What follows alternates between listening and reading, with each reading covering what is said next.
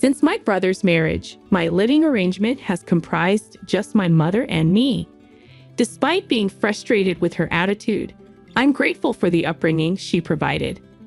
Unexpectedly, she decided to distance herself from me. Despite my substantial financial support, she, with the involvement of my brother and his wife, evicted me from our home. This betrayal is something I can't forgive, and I am determined to retaliate against them with double the force. I go by the name Emily and am currently 25 years old. A few years back, my father passed away, and my brother Tom, who is a decade older, departed after tying the knot. Consequently, I find myself cohabitating with my mother. The truth is, I've harbored dissatisfaction about living with her. Once I began working, my mother quit her part-time job and assumed a lethargic lifestyle at home. What's more, she treated me as though I were her personal maid. Emily, why isn't dinner ready yet? Oh, by the way, I've run out of money this month. Can you spare an extra $200? And while I'm out today, make sure you clean my room. And the demands just go on. The litany of requests seems never-ending. Some might suggest that if I'm so discontented, I should just live independently. Admittedly, the thought of leaving the house has crossed my mind several times. However, she is my biological mother. After my father's passing, she single-handedly raised me. Tom, my brother, moved far away after getting married, and his wife, Catherine, vehemently refuses to live with my mother.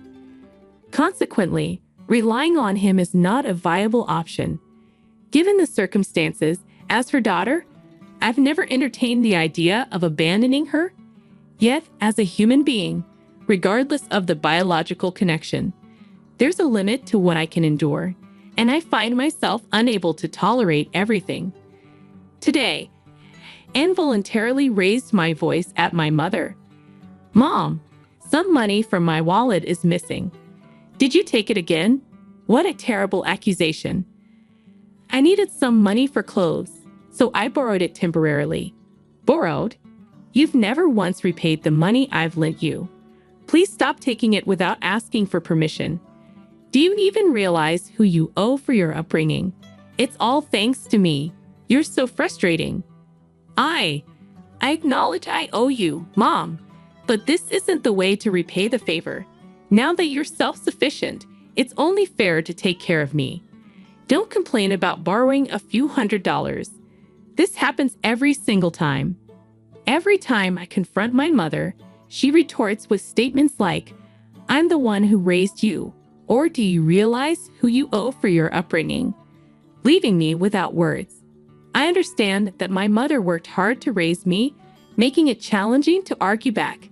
To be honest, I have a decent salary and money isn't an issue for me. Even if I handed my mother $2,000 every month, it wouldn't significantly impact my lifestyle. Nonetheless, I've always felt the need to establish boundaries and not let my mother take advantage indefinitely. One day, after wrapping up my work and returning home, I was surprised to find Tom and Catherine there.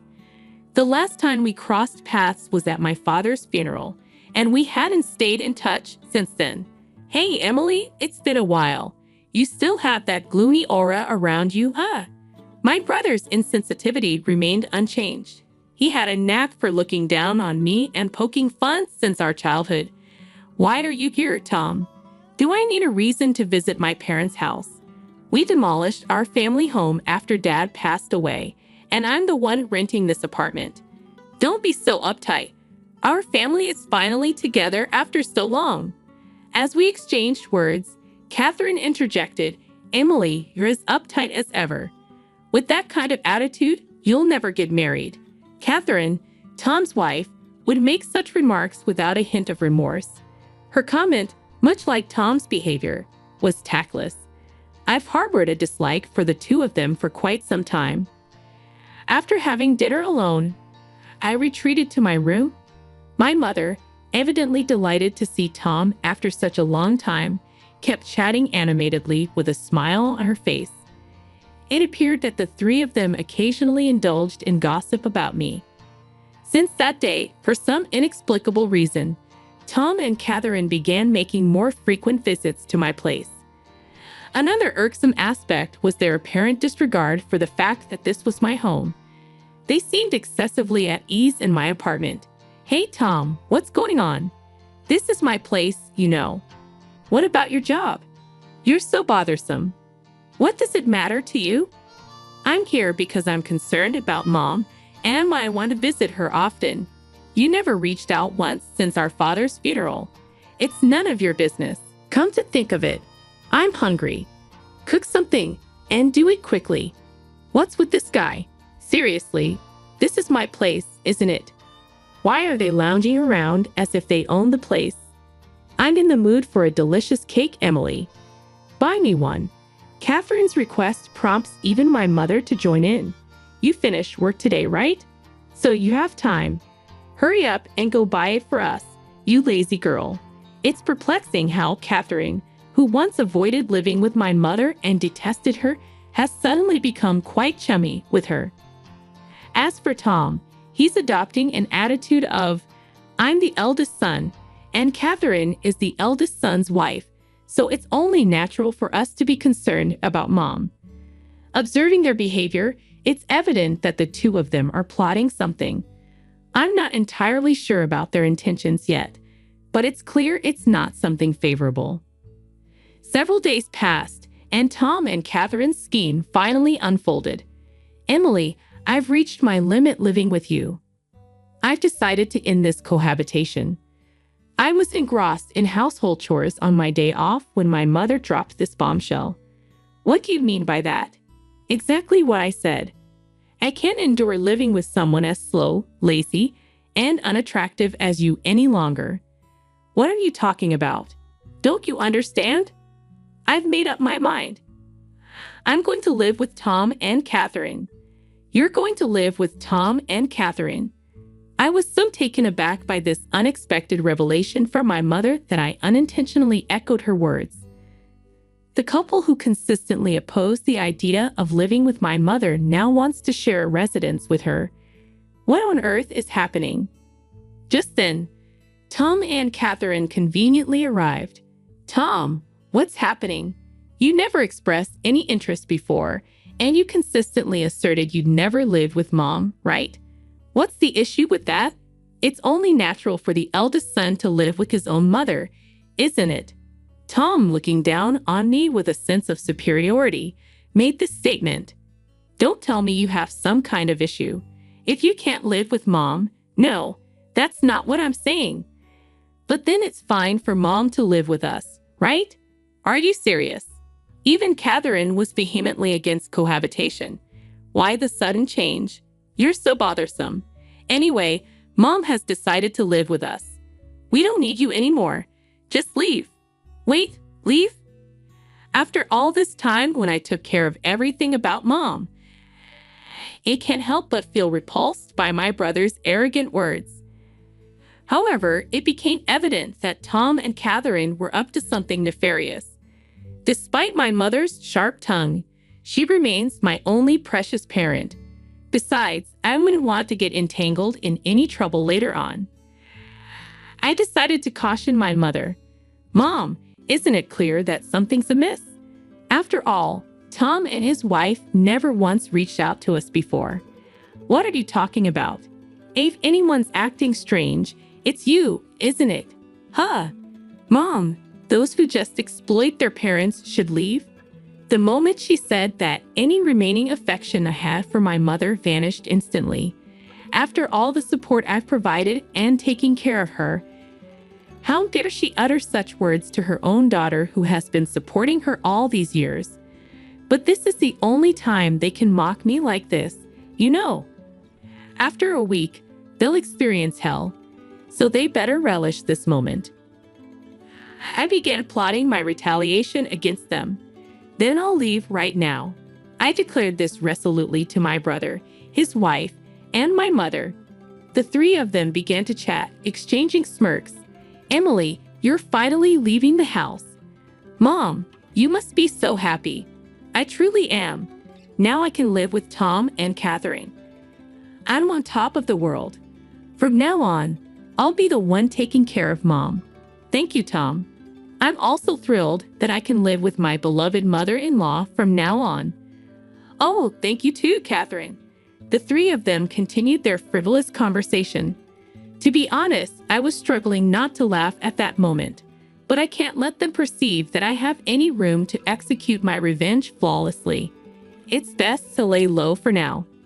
From that day forward, my brother and his wife seemed to be a constant presence in my apartment. As for me, it's as if I'm invisible to them, or rather, they treated me as if I never existed in the first place. However, this turned out to be advantageous for me because I wasn't bothered at all while preparing to move out. A week later, it was my moving day. The moment he opened his mouth, Tom said, "Today is the day we part ways, Emily. We'll be taking care of Mom from now on, so you can live without any worries." "Thank you. I'm leaving Mom in your hands." Okay, after delivering this casual statement, Tom seemed somewhat dissatisfied with my response. Then my mother approached. "I hope you get married soon, Emily. It'd be a shame to remain single for the rest of your life, wouldn't it? You know the whole society would call a person like you a loser." In response to my mother's words, Tom and his wife snickered. Facing her remarks, I replied calmly, "That's true. From now on, I've decided to live just for myself. I mean, I no longer have to take care of you now, right? Just stop talking and get out. I never asked you to look after me. I was going to leave quickly anyway." "Oh, it seems like they've arrived." I heard the doorbell ring, so I made my way to the entrance. It was the movers from the moving company I had scheduled for today. After having them transport all the belongings from my room, I gestured towards the living room and instructed the movers, "Oh, and please relocate all the appliances and furniture in these rooms too." Huh, the dumbfounded voices of the three harmonized perfectly. They were utterly perplexed by what was unfolding. That TV, the fridge, the microwave. Oh, and this cleaning robot too. Also, the sofa, dining table, and the bed. Please move everything. Then my mother started to argue. What? What are you thinking? Stop this immediately. What do you mean? Am I doing something strange? Don't play dumb. Taking all the appliances and furniture from this house. Have you lost your mind? In response, my brother, his face as red as a tomato, approached me aggressively. "Yo, listen to Mom. How do you expect us to live without any furniture or appliances? You have no right to take everything. Leave everything here and just go." My mother and brother were quarreling in front of me. Realizing I shouldn't waste any more time, I decided to clarify the situation for the two. "Hey, are you getting the wrong idea or something? Everything in this apartment, including the apartment itself and all its appliances and furniture, belongs to me. You know this is Mom's place, right? Don't mess with me. All the furniture and appliances were bought using the inheritance from Dad, weren't they?" As I had anticipated, he misunderstood and believed that my mother was financing everything in my apartment. He assumed she had received a significant inheritance from my father and had cleverly convinced them to live with her. "Tom, aren't you misunderstanding something? I bought everything in here. I've been giving Mom a monthly support of $2,000, you know. Thus losses. You just want to live with Mom, don't you? Someday I'll inherit Dad's inheritance. What are you talking about? Mom used up all of Dad's inheritance a long time ago." Tom nervously glanced at our mother, who was looking down with a pale face. "Mom, please explain. You told us you bought all the appliances in here." "Well, I was just trying to look good." What do you mean by that? We only moved in with you because we thought there was an inheritance from Dad. If there's no inheritance, what's the point of living together? Wait, what are you saying? Didn't you say you take care of me because you're the eldest son? I was just trying to be nice. I lied so that we can live together. Upon discovering there was no remaining inheritance, Tom was furious.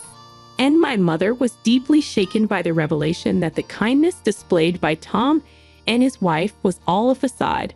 What a dysfunctional family, huh? My mother should have been suspicious when Tom and his wife, who had been out of touch for a while, suddenly suggested living together. If Tom had kept in touch, he would have learned sooner that there was no inheritance left from Dad. As I cast cold glances at the two, Tom's wife seemed to have a solution and spoke up. "I've got it. It would be great if Emily could live with us again." To this, my mother and Tom both agreed. "That's right, Emily. You should live with us. After all, yes, Emily, I really do need you." Observing the sudden change in their attitude as they began speaking for their own convenience, I promptly dismissed them. "What are you even saying? Don't make me laugh. There's no way I'd live with deceitful people like you all.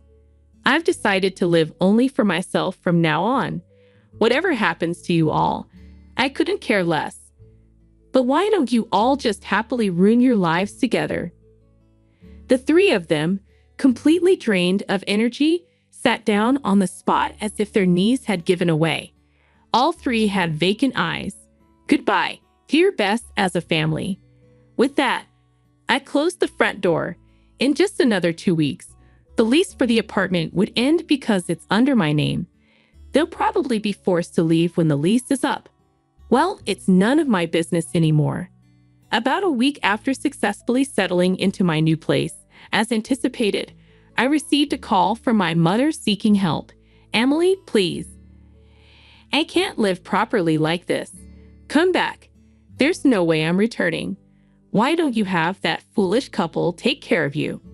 Actually, it seems they quit their jobs and moved here, thinking I still had your father's inheritance. They really are terrible people, aren't they? I don't feel inclined to help at all.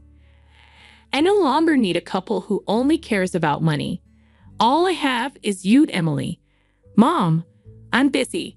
Can I hang up now, please? Emily, help me. I hung up before she could finish and blocked her number. The desire to assist my mother is long gone, especially not now. Rumors circulated that my mother and Tom's family were evicted from the apartment after that incident. They depleted all of Tom's savings to move into a rundown apartment. Apparently, my mother doesn't work, and she argues with Catherine almost every day.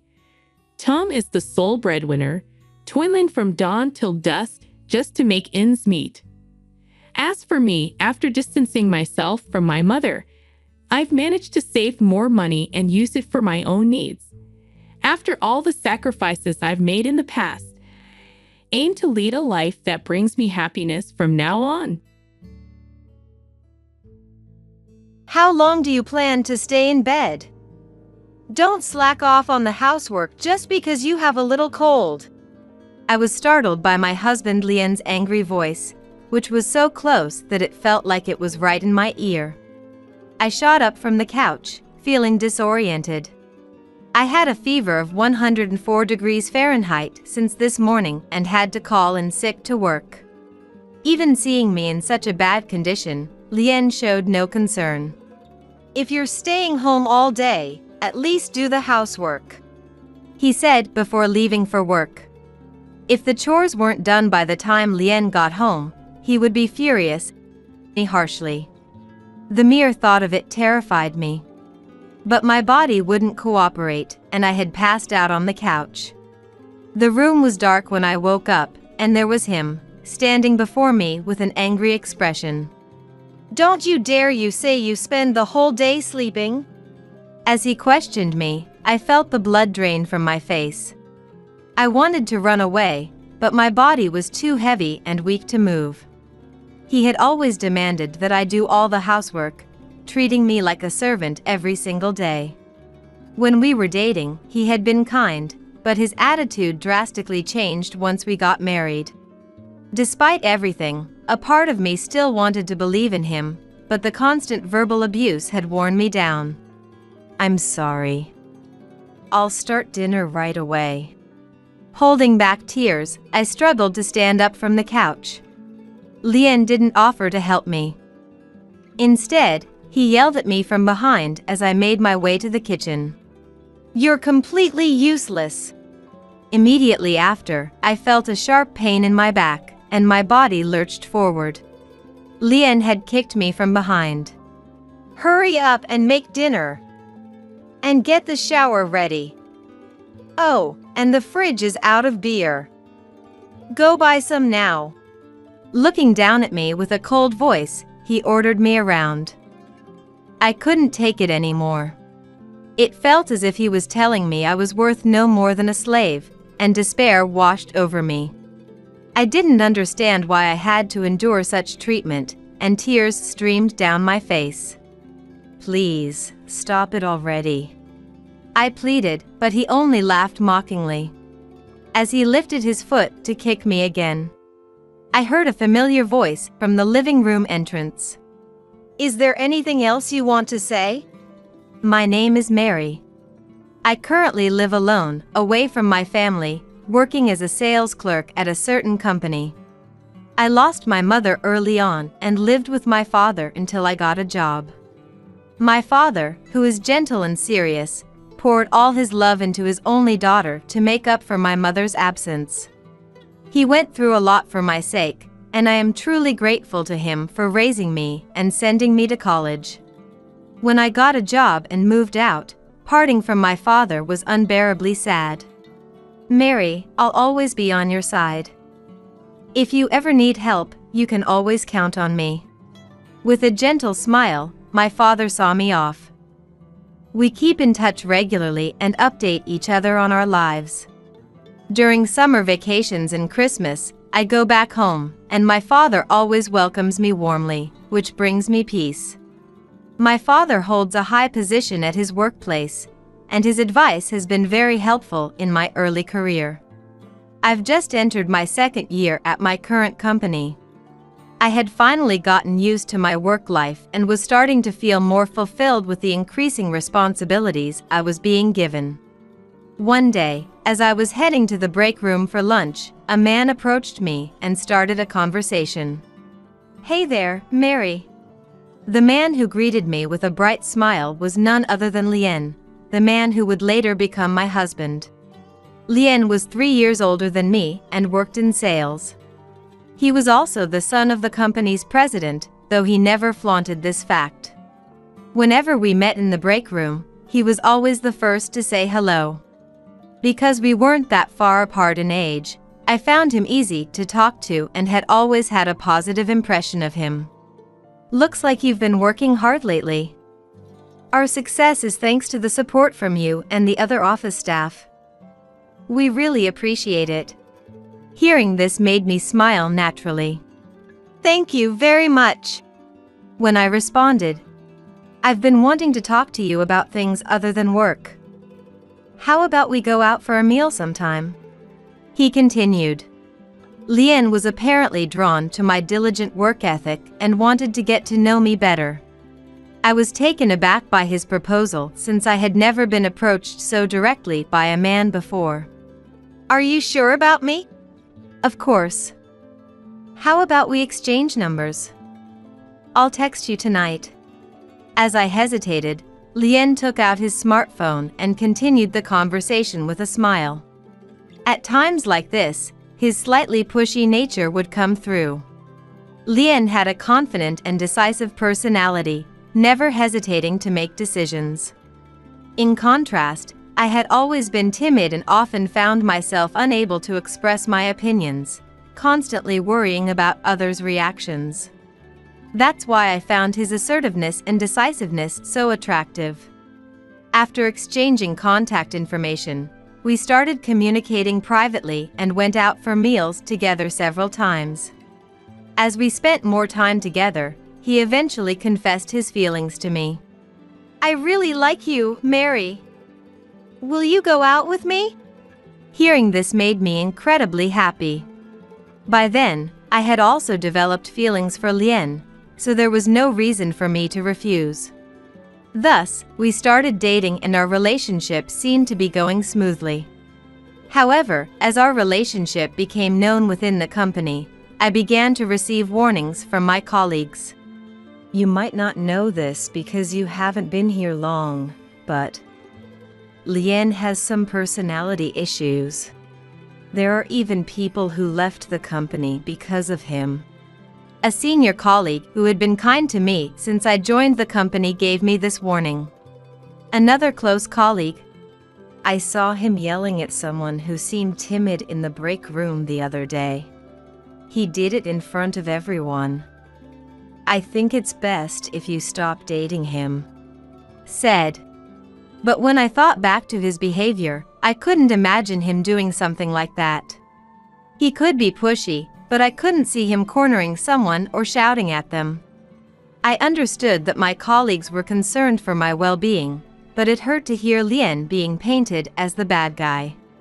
He had always been sincere with me, leading me with confidence when I struggled with indecision. I loved that about him, so I decided to take the rumors with a grain of salt and not let them affect my feelings. Even after hearing those stories, I continued my relationship with him, and a year into our dating. Mary, don't you think it's time we got married? Lian asked me one day while we were spending a day off together at his place. I was 25 at the time, and Lian was 28. I honestly felt it was still too early for us to get married. However, he had a strong desire to get married and was the type to act immediately once he made up his mind. I really love Mary. That's why I want to get married as soon as possible. Mary, you want to marry me someday too, right? Yes, of course. Then there's no need to wait. We both have good incomes, so our married life should be stable. And if you want to continue working after we get married, I won't oppose it. His serious expression left me at a loss for words. Lian was unlikely to change his mind, and in the end, I nodded, overwhelmed by his determination. Great! Thank you, Mary. I'll cherish you forever. Seeing Lian so happy, I couldn't voice my fears about marriage. But I also wanted to marry Lian eventually and walk through life together, so I decided to think positively about it. The past year of dating Lian had been so much fun, I believed our married life would be just as enjoyable. Shortly after, we went to my father's house to announce our engagement. My father was surprised at first, but soon smiled gently. Mary is no longer a child. I won't oppose what she has decided, he said. Then he looked Lian straight in the eye and said, Please take care of Mary. She lost her mother early and didn't have siblings, so she's been lonely. Please be there for her in my place. My father had always put me first. His words were filled with love for me, and I found myself tearing up, even though we weren't married yet. Lian responded, Yes, I will, with a proud look. Mary, I'll always be watching over you from this house. If things get tough, you can always come back. As we were about to leave, my father called out and said these warm words. His kind words brought tears to my eyes again. I was so happy that my beloved father blessed our marriage. A few days later, we went to Lian's family's home for a family meeting. Lian's father, Jim, who was also our company's president, was strict at work but easygoing in private. Lian's mother, Susan, welcomed me warmly and was delighted about our marriage. Please take care of Lian. If he ever causes you trouble, feel free to rely on us, Jim said politely to me. I was taken aback since I had only seen him in his professional capacity. You're exaggerating, Dad. Mary is surprised, Lian said, exasperated, but Jim, who was serious about everything, treated me with respect and courtesy. Although Lian had told me his father was strict and intimidating, I found Jim to be very thoughtful and kind. I felt reassured that I could build a good relationship with my in-laws, and soon, Lian and I got married. We moved into a spacious apartment and started our life together. I decided to continue working and try my best to balance my job and household chores. However, looking back, I realized I had underestimated marriage. Until then, we had hardly ever fought, and I believed we would continue to get along well after becoming a married couple. It only took about a week after our wedding for me to realize how wrong I was. As we started getting used to living together, I began to notice Lien's flaws that hadn't bothered me while we were dating. First of all, he doesn't help with any of the housework. I also work full-time, so I suggested we split the chores, but he wouldn't listen. He lived alone before we got married, so he should be able to do all the housework, but as soon as we got married, he stopped doing anything around the house. Housework is a wife's job, isn't it? Unlike you, Mary, I have to go out for work, not just sit in an office all day. I come home exhausted every day, so there's no way I can help with the chores. He uses this excuse to leave everything to me. Sure, Lien is busy visiting clients and negotiating with customers every day. He often has overtime, so I do feel bad asking him to help with the housework. But that's not the only problem. What about dinner? And you haven't even prepared my shower yet. I'm tired, so hurry up. And there was no beer. Go buy some later. When Lien comes home from work, he lounges on the sofa and orders me around like this. The constant demands are making my head spin. Wait a minute. I just got home myself. I'll make dinner right away, but can you get the beer yourself? What? Why should I go out again? Stop complaining and just go get it. When I argue back, he gets angry and yells at me, and I always end up losing the argument to him. Since we got married, Lien's attitude towards me has changed, and he has become more arrogant. And his attitude wasn't just limited to our home. It happened one day at his office during lunch break. How many times do I have to tell you? Why can't you get it right? I heard his irritated voice and looked over to see Lien reprimanding an employee. A colleague sitting with me sighed. He is at it again. In a weary tone. She was the one who had told me before about Lien yelling at coworkers in the break room. I whispered, "Has he always been like this?" Asked. She nodded. Yeah. You may not have seen it before, Mary, but he does this all the time. And said. I couldn't believe it and looked back at him.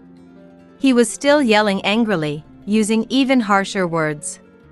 This company will be mine in the future. When I'm the boss, I'll fire useless people like you right away. The words were unbearable to hear, so I stood up and went over to Lien. As his wife, I couldn't just watch the situation from afar. What are you doing? Stop it already! When I spoke up, he glared at me irritably. It seemed he finally realized that everyone in the break room was watching him. He clicked his tongue in annoyance and walked away without saying anything. The next night, when Lien came home, he shouted at me. Mary, what was that about at lunch? An incompetent employee talking back to the future president.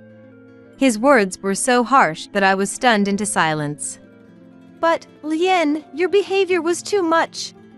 I mustered the courage to point out his attitude, but it only seemed to provoke him more. I was stunned. Shut up. Don't you dare tell me what to do, Mary, when you're useless both at work and at home. When he threw his bag onto the floor and shouted. Being naturally timid, I couldn't muster the courage to argue back, so I just looked down. It was incredibly shocking to be called incompetent both at work and at home. He had once admired my dedication to my job, saying that was what drew him to me. And I genuinely believed I was doing my best at both work and household chores. No matter how tired I was after returning home from work, I made sure to complete all the housework that same day. Yet, Lien seemed completely oblivious to my efforts, which made me incredibly sad. I started noticing Lien's frequent verbal abuse towards colleagues at work. However, he skillfully hid his true nature in front of Jim and our bosses, targeting only those who were timid or held lower positions than him. He arrogantly boasted about taking over the company one day, all the while hurling baseless insults. The bad rumors I had heard about Lien from coworkers turned out to be true. His domineering behavior extended beyond the office and became worse towards me. Dinner's not ready yet? And the shower isn't prepared either? You know when I get home, right? Normally, a wife would have everything perfectly ready by the time her husband returns. He would coldly criticize me, saying, even though we both finished work at the same time unless Lien worked late, it was impossible for me to have dinner and the shower ready at exactly the right time. Yet, he would sigh deeply in frustration and say, "What's the point of being married if my wife is this useless? You're worthless at work too." I would weakly respond, "I'm sorry. I'll get it ready right away." His cold stare would pierce through me. The daily grind of being treated like a slave both at home and work was wearing me down. There were moments I thought about reaching out to my father or Jim because living under the same roof as Lien was unbearable. But both of them had been so happy for our marriage, and I didn't want to burden them. Most importantly, I was terrified of what he would do if he found out I confided in them. It was clear that things would get even worse if he knew. One day, something happened that made me wish I had sought help sooner. I woke up feeling incredibly weak and measured my temperature, finding it had reached 104 degrees Fahrenheit. I had pushed myself too hard and fallen ill. Getting out of bed was a struggle, so I decided I had to take a day off work. Just then, I heard Lien shouting from outside the bedroom. I dragged my aching body to the living room to prepare his breakfast. Lien was waiting, visibly irritated, and I explained my condition. "My temperature is 104 degrees Fahrenheit, so I've decided to stay home from work today. I'm sorry, but I could only prepare a simple breakfast." Lien glared at me with annoyance. "It's just a cold. Don't complain. You must handle yourself better." There was no sign of concern from him. After eating the breakfast I had managed to prepare while feeling faint, Lien coldly said, "Just because you're staying home from work doesn't mean you get to sleep all day. If you slack off on the housework, you'll regret it." He then left for work. Before we got married, if I had a cold and was bedridden, Lien would come over and take care of me. I couldn't believe how much he had changed. But since we started living together, Lien's arrogant personality had become apparent. I couldn't understand why I had agreed to marry Lien, and tears started to flow. After having a small breakfast and taking some fever medicine, I thought I should do some chores, but my consciousness was fuzzy and my body wouldn't cooperate. When you're alone and not feeling well, your thoughts tend to spiral negatively.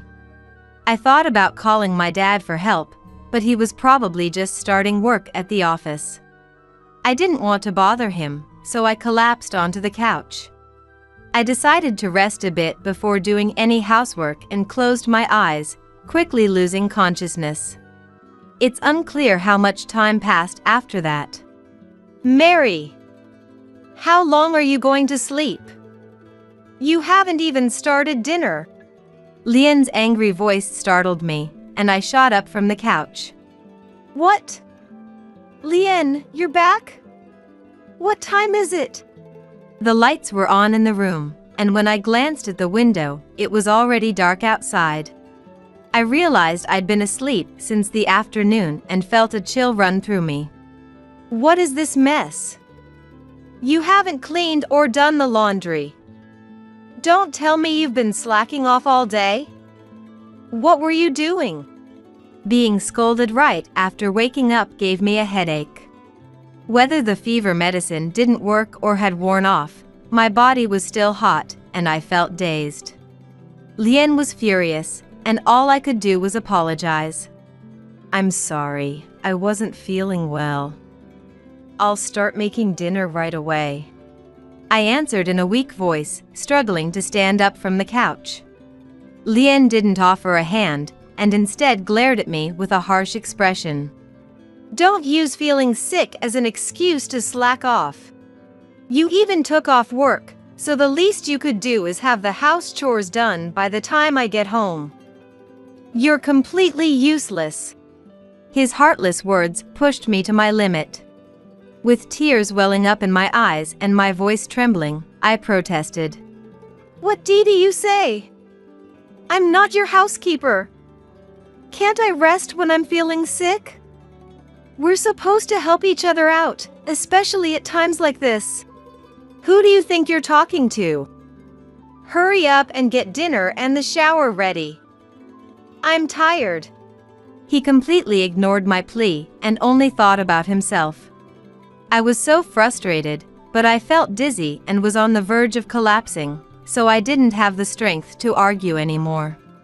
Turning my back to him, I headed to the kitchen to start dinner preparations.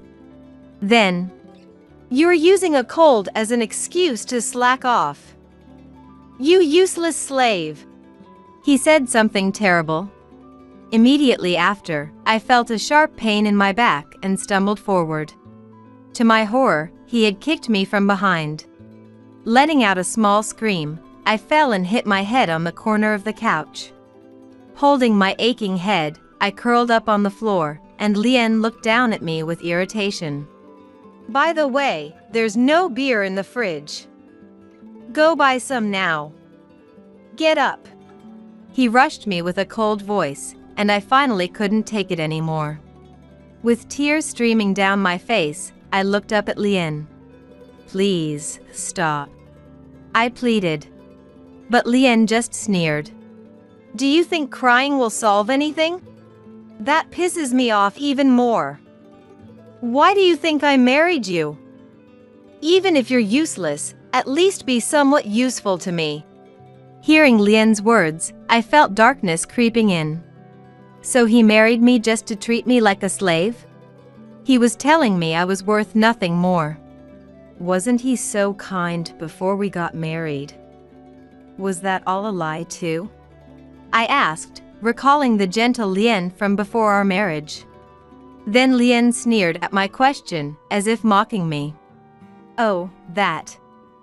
It was a hassle, but I tried hard to make a good impression on Mary. I thought I could easily fool her since she's so timid." Hearing those words shattered the part of me that still wanted to believe in Lien. How could you do something so terrible? Tears streamed down my face uncontrollably. Lien looked at me with disgust. "Get up already," he demanded, lifting one foot to kick me again. Unable to stand, I covered my head with my hands and closed my eyes. But at that moment, a voice that wasn't Lien's came from the living room entrance. "Have you nothing left to say?" A familiar voice, flat but tinged with anger, directed at Lien. As I raised my head, Lien turned to look as well. There stood my father and Jim, both with angry expressions. The voice was unmistakably Jim's. "What? Dad? And Paul, why are you here?" Ignoring the panicked Lien, my father rushed to me and helped me up. "Mary, are you okay?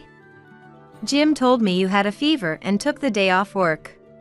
Jim is my father-in-law's name. Dad. Hearing my father speak so gently released the tension in me, and I couldn't help but cry out loud.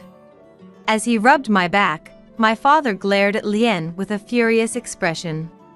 "We came to check on you because Jim was worried, and look what we find. What have you done to her?" Lien, overwhelmed by my father's intensity, stepped back, only to find Jim standing behind him. It was clear from Lien's behavior at work that he didn't care about Mary. Has he always been so cruel to her? Shame on you. Jim, who had harshly scolded Lien, had found out that I hadn't gone to work due to illness and asked Lien about my condition. When Lien's response was indifferent, Jim grew suspicious and contacted my father to come check on me. Jim's concern touched my heart, and I wept even more. Wait, Dad. It's a misunderstanding. I was just scolding Mary because she slept all day and didn't do any housework after taking the day off. Still trying to make excuses, Lien faced Jim's cold stare. Why would Lien expect his sick wife to do all the housework? Can't he do some of it himself? Well, because she has always done everything, and in our relationship, housework is her job. Hearing Lien's selfish words, my father spoke up next. Don't be ridiculous. I saw you yelling at Mary and kicking her over. Instead of caring for your sick wife, you called her a slave and treat her so horribly. Don't you feel any shame? Lien, pale and desperate, looked to Jim for help. But Jim wouldn't let him off. We'll finish this talk at home. Today, you're going back to your parents' place. Saying. Lien, with no way to argue against Jim, started trembling. No way! And then he collapsed, foaming at the mouth. Afterward, Jim apologized deeply, and my father took me to the hospital. The doctor explained that the sudden fever was likely due to overwork and stress. With this diagnosis, I was given a medical certificate and decided to take some time off work to recover. My father insisted that I couldn't return home and had me stay at his house to rest. However, the next day, he started contacting me frequently. He had been scolded thoroughly by Jim yesterday and seemed subdued, but it appears Lien hadn't learned his lesson at all.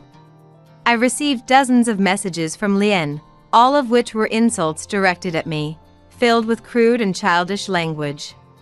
It's all your fault that my dad yelled at me all night. You humiliated me. It's all your fault. Messages like this kept coming, and my anger gradually turned into exasperation. I started to feel disgusted with myself for getting involved with such an irredeemable person. I felt it was foolish to have listened to Lien all this time, and at that moment, I decided to divorce him clearly. I communicated my intent to divorce via message and planned to discuss it once I recovered my health. I was scared to return to the house where Lien was, but my father and Jim agreed to accompany me, which lightened my heart a little. As soon as the discussion began, I handed Lien the divorce papers.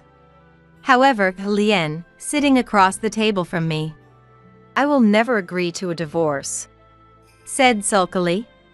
Jim then, stop being so childish, scolded Lien.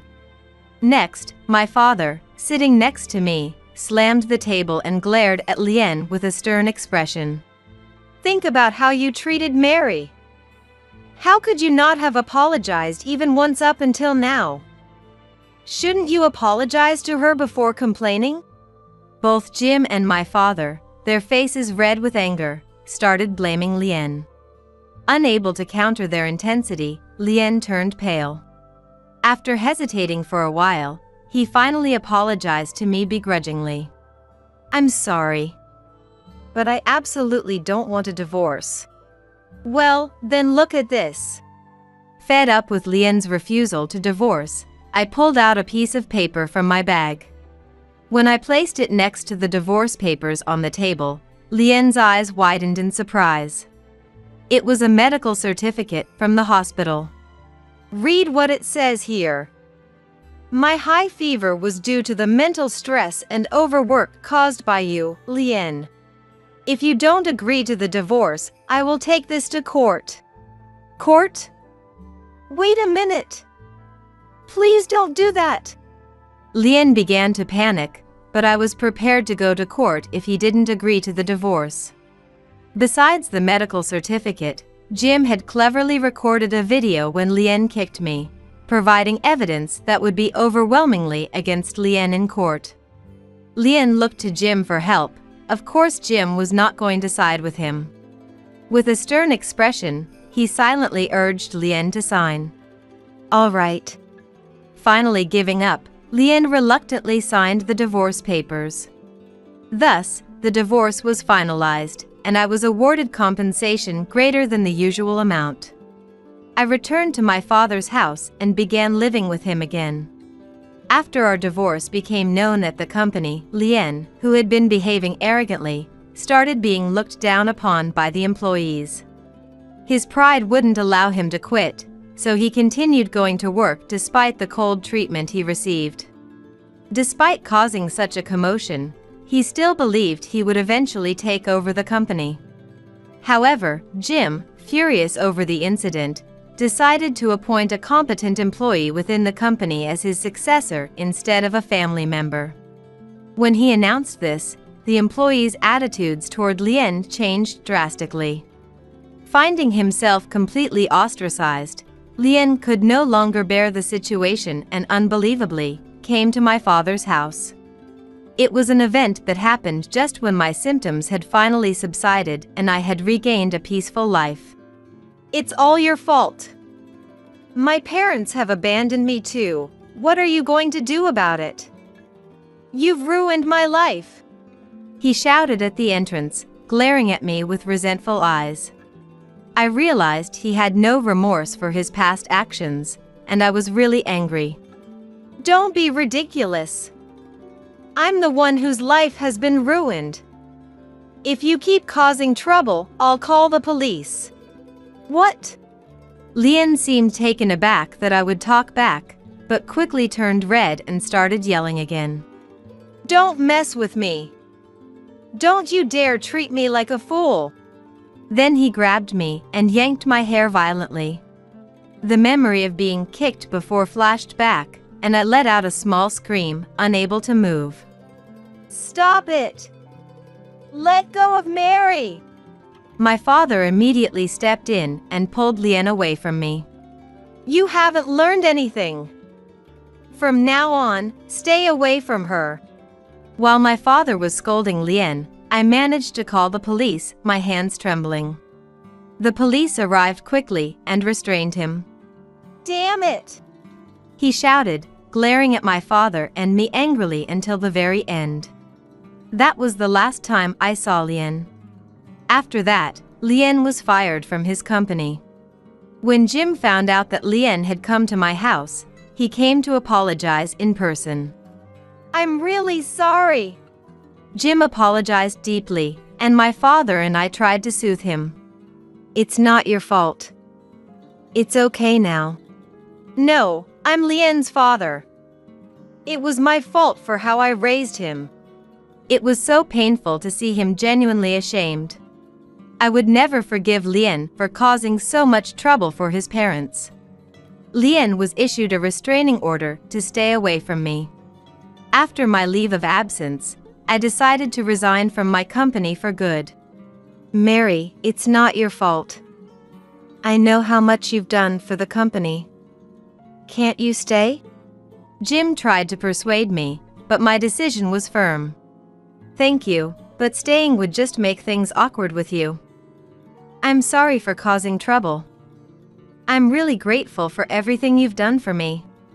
I expressed my gratitude to Jim and declined his offer, leaving the company.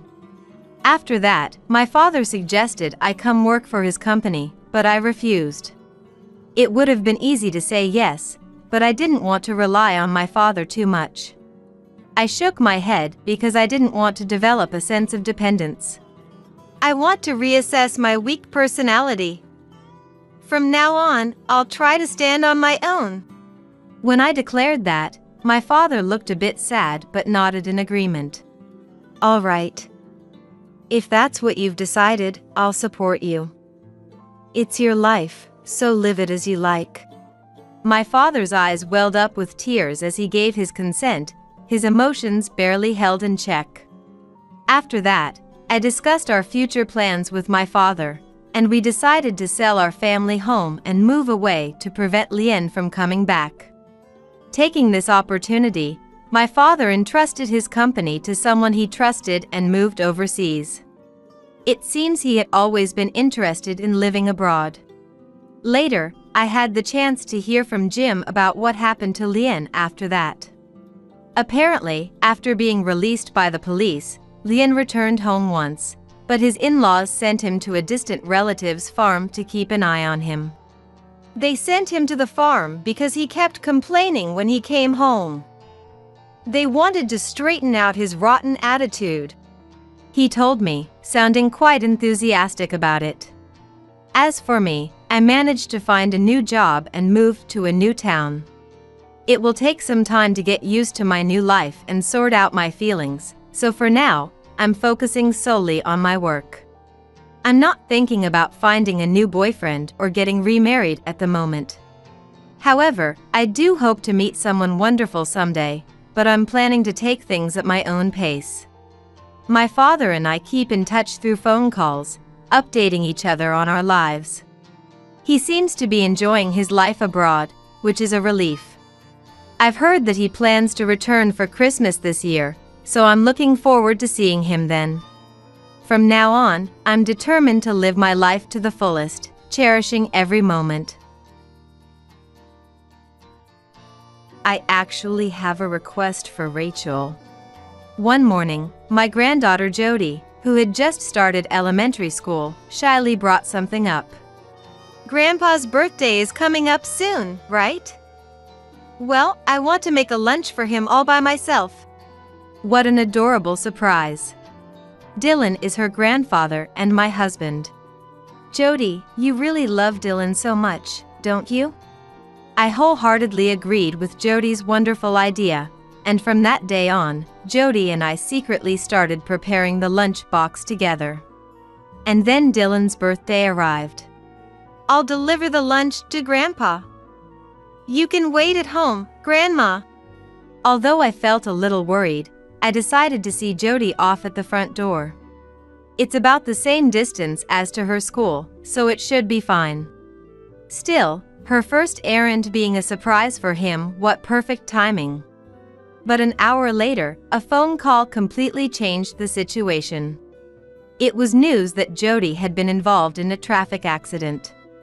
In the hospital room we rushed to, she was quietly sleeping, looking like a completely different person from just an hour before.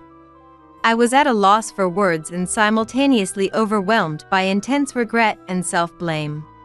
Why did I let her go alone? Why didn't I convince her to wait just a little longer? Why at that time? It's all my fault. If I had been more careful, this tragedy wouldn't have happened. And on that day, Jody didn't wake up. We didn't say it out loud, but at that point, we were prepared to say goodbye to Jody. However, a miracle happened the next day. She regained consciousness. It was that afternoon. Jody, how are you feeling? Since Dylan, whom she adores, came to visit, there's no way Jody wouldn't be happy. Everyone thought so and felt at ease, but then... Huh? Grandpa? Oh my God! Jody's face grew paler and paler when she saw him. The next moment, as Dylan tried to approach Jody. No! Don't come near me! Jody dove under the covers, shaking, and started screaming and crying. Her strange behavior caused such a commotion that nurses came running from the nurses' station, and Dylan and I were kicked out of the room, still in a state of confusion. What in the world happened to those two who were always so close? Only she could knew the answer. I'm Rachel, a housewife in my 50s. I currently live with my husband Dylan, his daughter Carol, and granddaughter Jody. The story goes back about 5 years. 2 years before he passed away, Carol's husband had an abnormality detected during a health checkup, and his condition rapidly deteriorated after that. Despite his desperate treatments, he left this world at the young age of 31. Back then, whenever she was overwhelmed juggling her part-time job and supporting her husband, I would watch Jody at our house or go over to help with chores at her apartment. And after the funeral 3 years ago, "Hey Carol, if you'd like, why don't you come live with us?" Our house is old, but I think it's better than dealing with everything alone. Dylan agrees too, so what do you think? I suggested that we live together. Much later, I found out that she herself had secretly wanted to live together too. But she thought it would be too selfish to ask for any more favors and had resigned herself to living with just Jody. But then, unexpectedly, I reached out to her. She said she felt a little guilty, but being able to feel like it was okay to depend on us seemed to put her mind at ease. Mom, thank you. Jody and I will be in your care again. There were tears in her eyes as she answered with a smile. Seeing that smile at that moment, I felt from the bottom of my heart that I was so glad I had found the courage to reach out to her. And that's how our current family structure came to be. She went from part-time to full-time employee and works late every day. In her place, I would pick up and drop off Jody at daycare, and when Jody caught a cold, I took her to the hospital and nursed her. To be honest, it was physically tough at times given my age, but strangely it never felt burdensome when I thought about doing it for adorable Jody. Jody started elementary school this spring. Seeing Jody happily carrying her brand new backpack on the way to school reminded me of Carol when she was little, and I was filled with even more love. At the same time, I felt deeply moved realizing that Jody had grown this much too. Jody was very attached to me, of course, but also to Dylan. This is just my guess, but I think Jody sees her late father in him. Because there were times when she showed expressions to Dylan that were clearly different from how she acted spoiled with her grandfather. Dylan himself had noticed this from an early stage too. He said that while it put him in a complex state of mind, he decided to accept the current situation as is if it meant Jody could live happily. I agree with Dylan's thinking. The most important thing is for Jody's mental well-being to be stable. The uneventful days, the peaceful days, we learned the hard way 3 years ago that those are the greatest happiness. Summer passed, and a change occurred in Jody after she turned 7. One early morning, as I was making lunch boxes for Dylan and Carol as usual, Jody woke up and came over. Rachel, what are you doing? Oh my, Jody. You're up quite early today. These are lunch for Dylan and Carol. They don't get school lunches like you do, so I make them lunch every day. What? You make them all by yourself every single day? Yes, that's right. You have a field trip coming up soon, right? I'll make yours then too. Wow. I can't wait. Thanks, Rachel. It was just an ordinary conversation.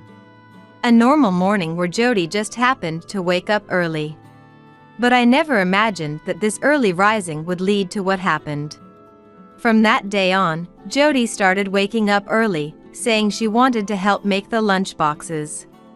I thought waking up early was good for her health too, so it was a great opportunity. I agreed to Jody's proposal. The mornings I stood in the kitchen alongside Jody felt so refreshing and always brightened my mood. Jody herself seemed to start feeling joy as the scope of what she could help with expanded. To think that being directly involved in Jody's growth would make me this happy. Even at this age, there are still so many things I don't know. It started out as something for Jody's sake, but before I knew it, it had become a joy for me too. The field trip ended and the cold season arrived. Dylan's birthday was coming up soon. One morning, as the two of us were making lunch boxes as usual, Jody was fidgeting restlessly. Tilting my head wondering if something was up. Actually, I have a favor to ask you, Rachel. Jody broached the topic shyly. A favor? Oh my, what is it? Well, Grandpa's birthday is coming up soon, right? And I want to make a lunch box for him all by myself. Jody declared that she wanted to make a lunch box all by herself as a present for Dylan's birthday. What an adorable surprise. Jody really loves him so much. I wholeheartedly agreed to Jody's wonderful proposal, and we secretly planned the lunch box menu and practiced making the egg dishes that he loves, making sure he wouldn't notice. When Dylan later found out the reason why there were so many egg dishes for dinner during this time. I see.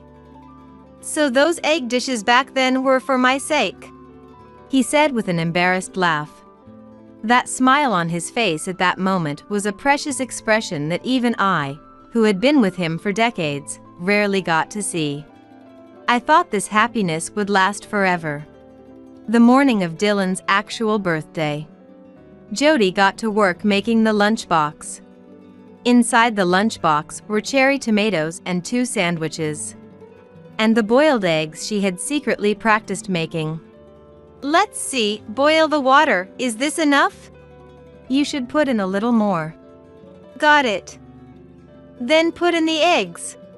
Since it was the real deal, Jody was cooking with even more care than usual.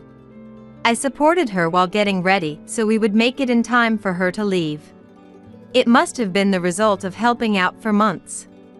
Jody's lunch box making was going very smoothly. However, an unexpected event occurred here. A phone call came in for Hi, who was having breakfast in the living room. Yes, hello. What? A ordering mistake? When did you find out? Oh, I see. Got it, I'll be right there, so have everything ready. From his tone, I could immediately tell the person on the other end of the phone was his subordinate at work. And apparently some trouble had come up. Dylan poured his half-finished coffee into the sink and apologetically told Jody, "It seems there's trouble at the company. I'm sorry, but I have to go right now." What? But the lunch isn't ready yet. Can't you wait just a little longer? Sorry. If I don't go now, everyone will be in a bind. I'll eat this lunch for dinner. But it's almost done. Jody's expression immediately darkened, feeling like the surprise had failed. She practiced so hard, and for it to fail like this. That's it. Not wanting Jody's feelings and hard work to go to waste, I hastily proposed to the two of them that we deliver the lunchbox once it was finished. It's Saturday and there's no school today. At my suggestion, Jody's face brightened again. And she jumped up and down happily. That's right. We can just deliver it when the lunch is ready. I'll take it. Okay? She pleaded, grabbing Dylan's right arm. That adorable gesture made even Dylan soften his expression for a moment, and he crouched down in front of Jody, gently patting her head. That's true. Well then, can you bring it to me when it's done? I'll let the receptionist know too, he replied. Jody became even more delighted. Yeah. I'll definitely go. Promise? She answered with a radiant smile. Yeah, it's a promise. And just as he declared, Dylan hurried off to the company. I wasn't sure how it would turn out for a moment, but it looks like we can safely deliver it. Now, let's put our all into the sandwiches and presentation too. Yeah. Although flustered by the unexpected event, it seemed the surprise lunchbox could be delivered as originally planned. Not just Jody, but I myself, who had been supporting her all along, breathed a sigh of relief. However, that carelessness was a mistake. After this, I would make the biggest blunder of my life. As soon as the lunch was finished making, I want to go, Jody immediately said to me. However, we so engrossed in making the lunch that we hadn't even eaten breakfast yet. Plus, there was a high possibility that the trouble at the company hadn't been resolved yet if we went right away. Worst case scenario, there was even a chance we wouldn't be able to see him. So, if we go right away, he might still be in the middle of work. So why don't the two of us have breakfast first? I suggested. But Jody wouldn't give in. I want to give it to him right away, saying, I tried to persuade Jody for a while, but she just wouldn't budge today of all days. She probably couldn't suppress her desire to give Dylan the lunch she made for him even a second sooner. It was the first time Jody had ever pleaded with me so desperately. This time, I had no choice but to give in. Still, her stubbornness sure is just like Dylan. Finding an unexpected commonality between Dylan and Jody, I chuckled to myself. Then I put the freshly made lunch and cutlery in the usual lunch bag. "Well then, shall we go deliver it now?" and said. She nodded happily and hugged the lunchbox tightly. "Ah. But I need to get ready to go out, so can you wait just a little bit?" I couldn't very well go to Dylan's company without doing my makeup and hair. So I asked Jody for time to do that. But Jody said, "I can go by myself, it's fine. You can make breakfast and wait, Rachel." Then she put on her shoes and unlocked the front door. Ah! Wait a minute, Jody! I hurried to stop her, but Jody was already outside. I raised my voice a little. "It's dangerous to go alone. I'll be done soon, so let's go together," and told Jody. Still, she wouldn't stop walking and said, "I've been there before, so it's okay. I'll take the lunch to Dylan. You can wait at home, Rachel," as she got farther and farther from the house. At that moment, I thought that it might be impossible to stop Jody today. Though I was worried, I brushed it off thinking it's a distance that takes less than 15 minutes, and she walks the same distance to school every morning. I called out to Jody, "Be careful of cars." "Got it?" and saw her off just like that. Jody smiled at me, waved energetically and replied, "Got it. I'm off then," and headed happily towards him. I watched over her until she was out of sight. Truth be told, we had visited the company together a few times to drop off things he had forgotten. Once you get to the main street, you just cross at the light and go straight. It's pretty straightforward. On top of that, Jody had been begging me to let her run errands alone for a while now. Her first errand being a surprise lunch for Dylan. How wonderful is that? It was the perfect timing for Jody to accomplish what she wanted to do and give him a present all at once. At that moment, my heart was filled more with joy and a sense of accomplishment than worry. But an hour later, a phone call would drastically change the situation. Hello? What? The hospital? No way. Is that true? Is there a chance it's the wrong person? Yes, I understand. I'll be right there. It was news that Jody had been involved in a traffic accident. I rushed to the hospital I was told about and inquired at the reception desk. Then I was immediately guided to the intensive care unit. When I was reunited with Jody, her whole body was wrapped in bandages, with many tubes connected to her arms as she slept quietly. Seeing Jody, who looked like a completely different person from just an hour before, I was at a loss for words. At the same time, I thought to myself, it's my fault. If only I had forcibly stopped her back then. If I hadn't cared about my makeup or hair and had gone with Jody to the company as is. In the first place, if I hadn't said we would deliver it later, this tragedy wouldn't have happened. Words blaming myself like that kept popping into my head, and everything in front of me got darker and darker. How many minutes had passed since I arrived at the hospital? When I noticed, Carol and Dylan had arrived in front of the hospital room. Carol, I'm so sorry. I've done something terrible.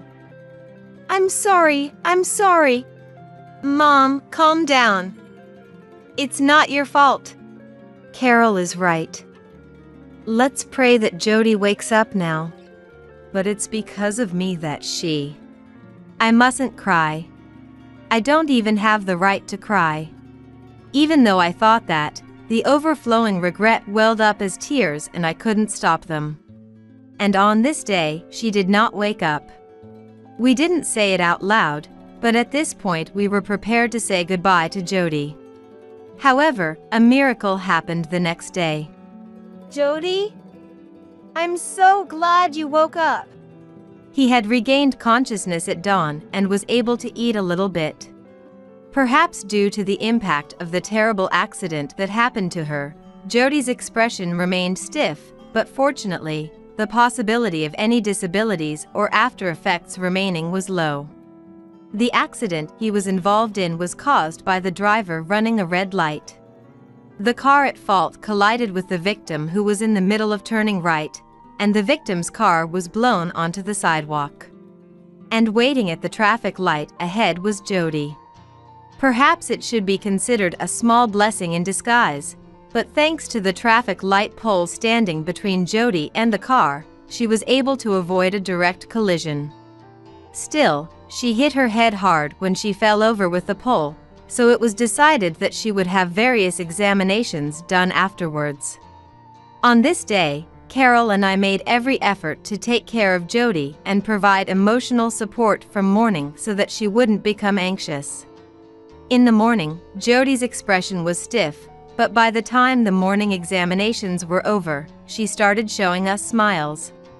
Past noon, as visiting hours were coming to an end. Jody, how are you feeling? Dylan, who had worked hard to finish his job, had somehow made it in time for visiting hours. At this moment, Carol and I were thinking the same thing. We would get to see Jody's biggest smile of the day. Since Dylan, whom she especially loves among the family, came to visit, there's no way Jody wouldn't be happy. Everyone thought so and felt at ease, but then... Dylan! Huh? What should I do? Jody's face grew paler and paler. Jody? What's wrong? Your face is ghostly pale. We were simply bewildered by her unexpected reaction. But the one most perplexed was undoubtedly Dylan. Jody, what's the matter? Are you okay? Look, I bought your favorite snacks. The next moment, as Dylan said that and tried to approach Jody. No! Don't come near me! Jody dove under the covers, shaking, and started screaming and crying. Her strange behavior caused such a commotion that nurses came running from the nurses' station, and Dylan and I were kicked out of the room in a state of confusion. From beyond the closed door, we could faintly hear Jody's crying voice and Carol speaking to her gently. Did I do something to Jody? I have no idea what's going on either. For now, let's leave this to Carol and go home for now. Yeah, you're right. Supporting Dylan, who had completely lost his energy, we quietly left the hospital room that day. When night came, I asked Carol, who had stayed in the room, about her condition. After Dad left, she calmed down and there were no issues with her meal or exams. But she wouldn't tell me the reason she cried. She was still bewildered. With the cause unknown, Dylan was more dejected and down than anyone. Then Carol said, I was thinking a little, could it be that the reason is because she couldn't give Dad the lunchbox due to the accident? Maybe Jody thought Dad would get angry at her for that? She spoke of a possible reason based on her behavior. Both Dylan and I strangely agreed with that reasoning. That certainly is a possibility. Then let's try talking to Jody about that tomorrow. If she knows Dylan isn't angry, Jody will feel at ease seeing him too. Yeah, that's true. Well then, I'll leave it to you. We became optimistic. However, in reality, it might not be such a simple story. The next day, Carol had work, so I went to see her alone. After the morning preparations and exam preparations were done and she had a moment to catch her breath, I decided to try bringing up the topic with Jody. Hey, Jody. About yesterday. Yesterday? You know, you cried saying you didn't want to see Dylan, right? I wanted to talk to you a little about that. Is that okay? When I broached the subject nervously, Jody's expression clouded over again. And as if running away from my words, she pulled the covers over herself and said, No! Absolutely don't call him! She became frightened. I hurriedly said, Dylan isn't particularly angry, you know? So don't worry. But it seemed my words didn't reach Jody's ears. In the end, he wasn't able to go see Jody on this day either. From then on, whenever I found an opportunity, I tried proposing a meeting with Dylan, but No! Please don't bring him! She would just cry, and days passed without not only a meeting but even knowing the reason. Seeing Jody so extremely frightened, there was even a time when Carol and I suspected that he himself might be the cause. I think it's unlikely, but is there a possibility that Dylan did something terrible to Jody? Like, saying things that cornered her mentally or disciplining her beyond reasonable limits. It's true that kind of incident gets reported on TV, but I don't think that's the case with Dad at all. He's always been consistently kind to me too. That's right. There's no way he would do something like that. Then what about him is Jody so afraid of? That's the thing. I tried consulting with the doctor, but they said her memory might be confused due to the shock of the accident, so it's better to wait until she recovers to resolve it. It might be tough on Dad, but he might have to be patient for a while. That's all we can do. For Jody's sake, let's all do what we can for now. Based on Dylan's personality and behavior up until now, it's unthinkable that he did anything terrible to Jody. But seeing how abnormally frightened she is, it's clear that something happened. We just never knew what it was. Is it confusion in her memory due to the shock of the accident, as the doctor says? If so, what in the world is Jody misunderstanding? The answer became clear the day before her discharge, several more weeks later. On this day, even though Jody's discharge had finally been decided, she had a somewhat gloomy look on her face. I immediately realized the reason was Dylan. Tomorrow, she'll go back to her normal life. But at this rate, the relationship between Dylan and Jody will become completely different from how it's been. This might be the last chance. I sat down in a nearby chair and asked Jody as slowly and gently as possible. Before you go home, there's something I want you to tell me. Can I ask? Jody seemed to realize what I was trying to ask with just that one sentence. Though she still looked frightened, she spoke the truth herself as if she had made up her mind. Jody, do you remember what I promised Dylan? Yes, of course. Then I guess it's no good after all. Even if I get discharged, I'll go straight to heaven where Papa is. The truth Jody told me was an incomplete story that was difficult to understand, like a young child's made-up tale. I decided to slowly coax out of Jody what she was afraid of and what she was trying to convey. At first, it's no use. I promised, so it's impossible. Jody just kept repeating, scared. But as I patiently talked to her, I noticed that Jody was fixated on a certain story. That story was one from a picture book Dylan had given Jody as a present when she was in kindergarten. The content was very simple. If you break a promise, a demon will appear and make you drink lots of needles as punishment. I promised to deliver the lunchbox, but I couldn't keep it. So I'm going to be made to drink lots of needles. I was so scared that I hid so I wouldn't see him. I see. But don't you think it'll be okay if you apologize to Dylan? No way! The demon is about people who were lied to and are crying. So if I see Dylan, I'll be made to drink needles, so I can't see him. It seemed Jody was convinced that the victim whose promise was broken would make the perpetrator drink needles. And in this case, apparently Dylan would be the victim and Jody the perpetrator. So she had convinced herself that he would come to make liar Jody drink needles. I couldn't help but burst out laughing at this adorable misunderstanding. What were all those days I agonized over, even doubting Dylan's kindness for a while?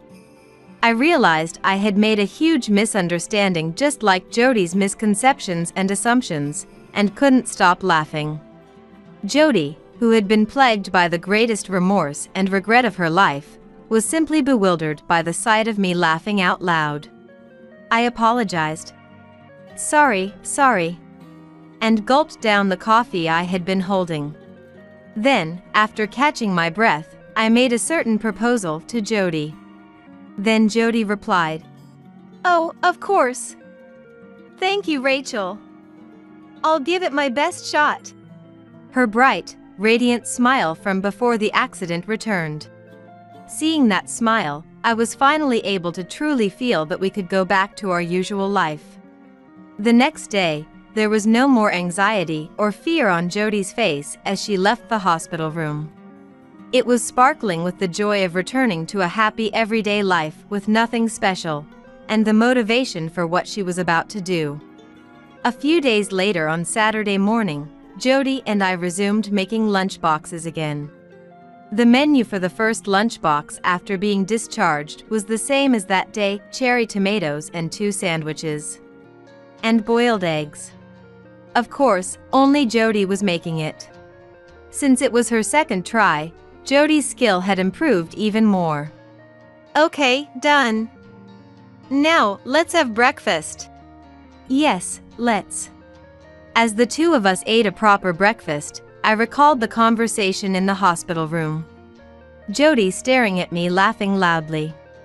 I had proposed. "Then let's make lunch and deliver it one more time. That way, it won't count as breaking the promise, right?" To Jody. Thanks to that proposal back then, Jody completely regained her usual smile. And her relationship with Dylan was successfully repaired, leading to today's lunchbox. We're just delivering it, but we can't let our guard down. In order to avoid repeating the mistake of that day, Jody and I decided on a departure time in advance. Furthermore, I got myself ready before making the lunchbox, so I'd be prepared to head out anytime. Jody herself seemed to regret acting hastily, and was very calm today. But still, she probably couldn't overcome the feeling of impatience. She kept checking the clock. Not yet," she murmured disappointedly. I washed the dishes while keeping an eye on the clock, killing time. Then, "Oh, look! It's time, right? Can I get ready?" Jody raised her voice as if she had been waiting, and came to report to me happily. I smiled. "All right, shall we go?" and replied. Then Jody carefully held the lunchbox and headed to the front door. "Rachel, hurry! She put on her shoes and waited. I replied in a small voice. Okay, and went out the front door with Jody. Then the two of us walked side by side, holding hands, heading to the company where Dylan was waiting. When we arrived at the company, the receptionist guided us to his department. Usually we just hand over forgotten items at the reception, but today we could apparently go inside. Jody's expression as she set foot in the special space of the company was more tense than I had ever seen before. That expression was so adorable. Of course I and the receptionist were smiling. "This is the department." "Well then, excuse me." After exchanging a brief greeting, I immediately looked for Dylan. Then, from the back of the room, "Jody!" I heard Dylan's voice, and Jody happily looked towards the voice. "Grandpa!" As she called out to Dylan, Jody ran and flew into his chest, still holding the lunchbox. Then, with a confident smile, "Here, your lunch!" Jody made it all by herself. all alone," she told him and handed the lunchbox to Dylan. I see. Jody made it all by herself. Thank you. Well then, I'd better eat it right away. Dylan carefully held the lunch like a newborn baby and took us to a nearby break room. When the three of us sat down at the round table in the break room, Dylan opened the lid of the lunchbox. Then, "Oh." He let out a small cry of joy and brought the boiled egg to his mouth. "Grandpa, is it yummy?" Jody asked Dylan, looking a little worried. Then he said, "Yeah, it's delicious. The most delicious one I've ever eaten," and looked up at the ceiling. There were faint tears in his eyes. "What's wrong? Are you okay?" "Yeah, of course. I was just surprised because Jody's lunchbox is so delicious. Then Jody will make your lunches from now on too. Thank you. I'm looking forward to it." As I watched Jody and Dylan's exchange, I alone pondered the words "from now on." Peaceful everyday life and unfortunate events, like Carol's husband's illness and this accident, are always side by side. That's why, in order to continue having calm and peaceful days, we mustn't neglect doing our utmost for safety and consideration. And cherish living in this moment, now. That's what I thought. Being broke and useless is grounds for divorce. So said Matthew as he left the divorce papers on the table and walked out. I was left staring at those papers, dumbfounded, on my hospital bed. I had my suspicions for a while. But, to think he was actually cheating. And he's leaving me because I'm useless and can't earn money while hospitalized and because Alyson's pregnant? Mom? Startled, I looked up to find my precious son Harlan and my dad standing there. My dad looked at what I was holding and frowned. "What are you going to do?" "There's only one thing to do." With some persuasion, I managed an early discharge and headed to the bank where Matthew works. My dad, who drove me there, cheered me on. "You can do it." Then he dropped me off in front of the bank and drove away. As I entered the bank, Matthew, noticing me, frowned. Coincidentally, there were no other customers in front of Matthew. I approached him directly. "I'm closing all the company accounts." "What?" Let's show him whose daughter he's angered. While Matthew turned pale, I couldn't help but smirk. I am Sabrina, a 32-year-old corporate executive and mother of one. I have a 7-year-old son named Harlan and my husband's name is Matthew. Matthew and I met at a party thrown by mutual friends during our college days. Back then, we had no interest in each other and merely exchanged contact information. "Hey, weren't you at that party?" "Sabrina, right?" "Oh, Matthew?" The following year, by coincidence, I used the bank where he worked and we reconnected. That led to us keeping in touch regularly and eventually started dating. After I got pregnant with Harlan, we got married. Matthew was known for his serious and meticulous work, which made my friends envy that I had him as my husband. I, too, was happy to have married him. "Mom, why does this become this?" Hold on a sec. I don't know that much myself, so I'll look into it. Okay. Harlan, perhaps inheriting traits from Matthew, is studious and curious. He's always asking questions, which keeps me on my toes with my own studies. "What's this? Why?" Surprisingly, Harlan's admiration is not for Matthew but for my dad. My mother passed away from illness, and my dad, despite his busy work life, raised me as a single parent. "I'm sorry, but it's hard to get along with your dad." Well, it can't be helped, but don't say that to him. He's quite sensitive about it. No way, I could. My dad is a kind man but looks intimidating and somewhat scary. Matthew is also not comfortable around him due to his appearance. My dad, aware of this, has always tried not to interfere too much. Thus, our life was peaceful at the beginning, a life that seemed full of promise. But that changed drastically after we got married. Hey! Where did you put my mobile phone? Don't say it like I'm responsible for it. Isn't it still on the charger? Right after waking up, Matthew would ask grumpily. Indeed, his mobile phone was where he left it charging the night before. No apologies or thanks from him, just a click of his tongue, which irritated me. Matthew changed after we got married. And whenever he had the chance, he would say this. I'm an elite banker. Thanks to me, you're living a comfortable life. Yet Matthew doesn't contribute financially at home. He spends his entire salary on himself, yet acts as if he's supporting the household. In reality, I'm the one supporting our family. I pay for all the utilities and groceries. Hey! What's with these new clothes? They're for Harlan. He's outgrown his old ones. Don't spend my money on luxuries.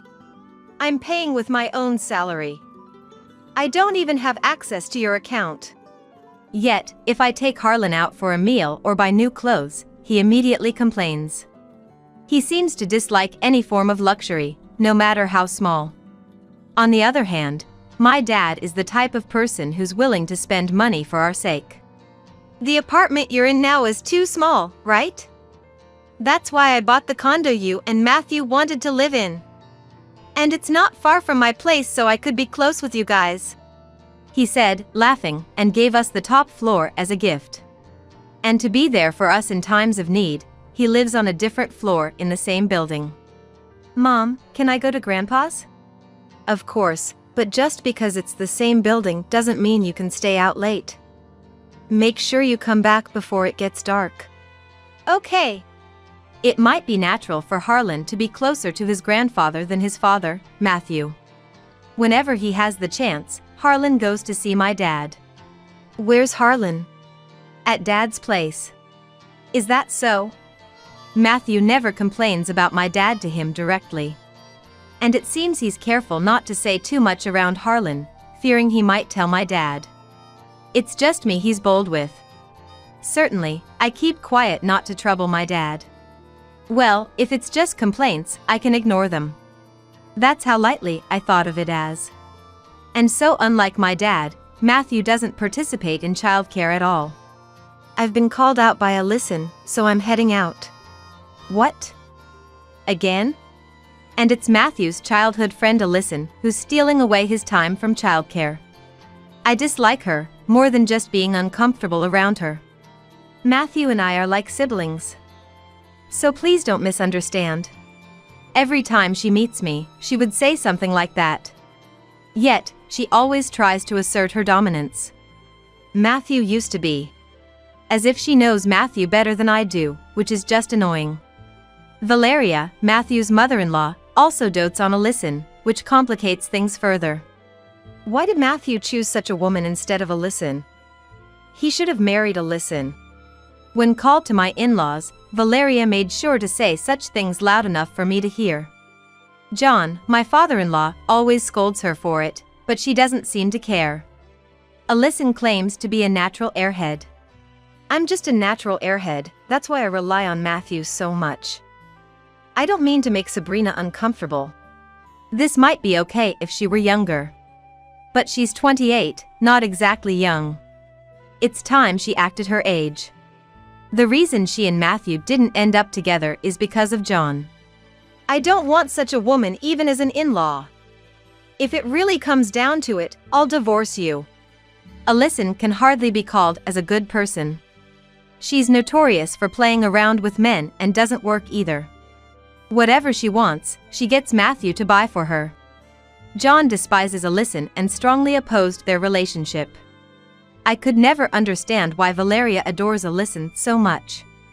I'm sorry for my wife's behavior. It's not something you should apologize for, John.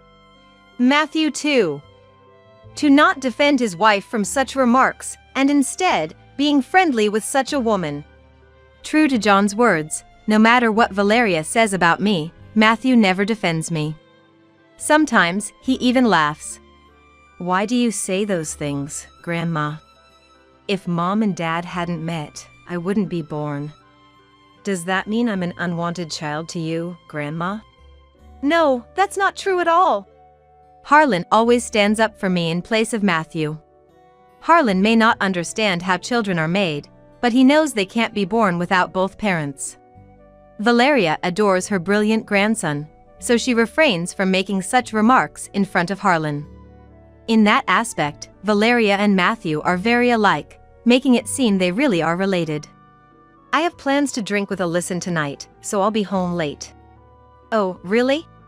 Gradually, I started to wonder if Matthew was necessary for us at all. And I began preparing for divorce. Harlan seemed to sense something too. If there's anything I can help with, just let me know, he said, showing concern for me. Then, I was summoned by Valeria. I really didn't want to go, but she kept calling persistently enough that it would affect my work if I didn't show up. John is away on business, so there's no one to carry heavy things. Can you buy some rice? Apparently, John was on a business trip. I wanted to tell her to just order it online, but saying that would clearly lead to an argument. After being tasked with carrying heavy items after work, I was exhausted. As I was heading back to the condo in a daze, my body was thrown by a car. It seems a car that ran a red light hit me. The driver who hit you fled the scene, and we're currently investigating, I was informed while lying in a hospital bed. For now, I left Harlan in my father's care and decided to stay in the hospital for a while. I broke my arm, so I couldn't work properly in this state. When I was being worried about such things, my dad scolded me. First, worry about your own health. Harlan, my father, and John, who came back in a hurry after hearing about the accident, visited me frequently, but Matthew and Valeria did not visit me at all. Well, that was within my expectations. Coming in. What? So, I was surprised when Matthew showed up in my hospital room. Sign this. Matthew presented me with divorce papers. Already signed by him, with Valeria's name as a witness. With that arm, you won't be able to work. Now that you can't make money, you're useless to me. What is that supposed to mean? And besides, Alyssa is pregnant with my child. My thoughts froze at those words. Alyssa is pregnant with Matthew's child. I'm going to marry Alyssa. So just sign this quickly. Saying that, Matthew turned his back on me. As if I was of no further use to him. Being broke and useless is grounds for divorce, Matthew said as he left the divorce papers on the table and walked out. I was left staring at those papers, dumbfounded, on my hospital bed. I had my suspicions for a while. But, to think he was actually cheating. And he's leaving me because I'm useless and can't earn money while hospitalized and because Alyssa's pregnant? Mom? Startled, I looked up to find my precious son Harlan and my dad standing there. My dad looked at what I was holding and frowned. What are you going to do? There's only one thing to do, I answered while looking straight at my dad. My dad nodded in agreement. Well then, let's fight back. With some persuasion, I managed an early discharge and headed to the bank where Matthew works. My dad, who drove me there, cheered me on. You can do it. Then he dropped me off in front of the bank and drove away. As I entered the bank, Matthew, noticing me, frowned. Coincidentally, there were no other customers in front of Matthew. I approached him directly. I'm closing all the company accounts. What? Matthew's expression clearly said, "What are you talking about?" Without taking a number, I stood directly at the counter, noticing a few annoyed glances from others. Oh, excuse me. Maybe you didn't understand without the company name. What are you? I'm Sabrina Gibney. I recently took over my father and became the CEO. The company is Gibney Corporation. What the? Gibney Corporation is an IT company my father founded, now employing 1,900 staffs. And is quite well known in this area and within the industry due to its rapid growth in one generation. That's why Matthew was so surprised. That's a lie, right? You're just trying to get back at me. If you think so, why don't you check? Matthew started checking something immediately at my words. While he was busy, I looked around. Having mentioned the company name, the surrounding people were now paying attention to us. Oh my God, what? No way.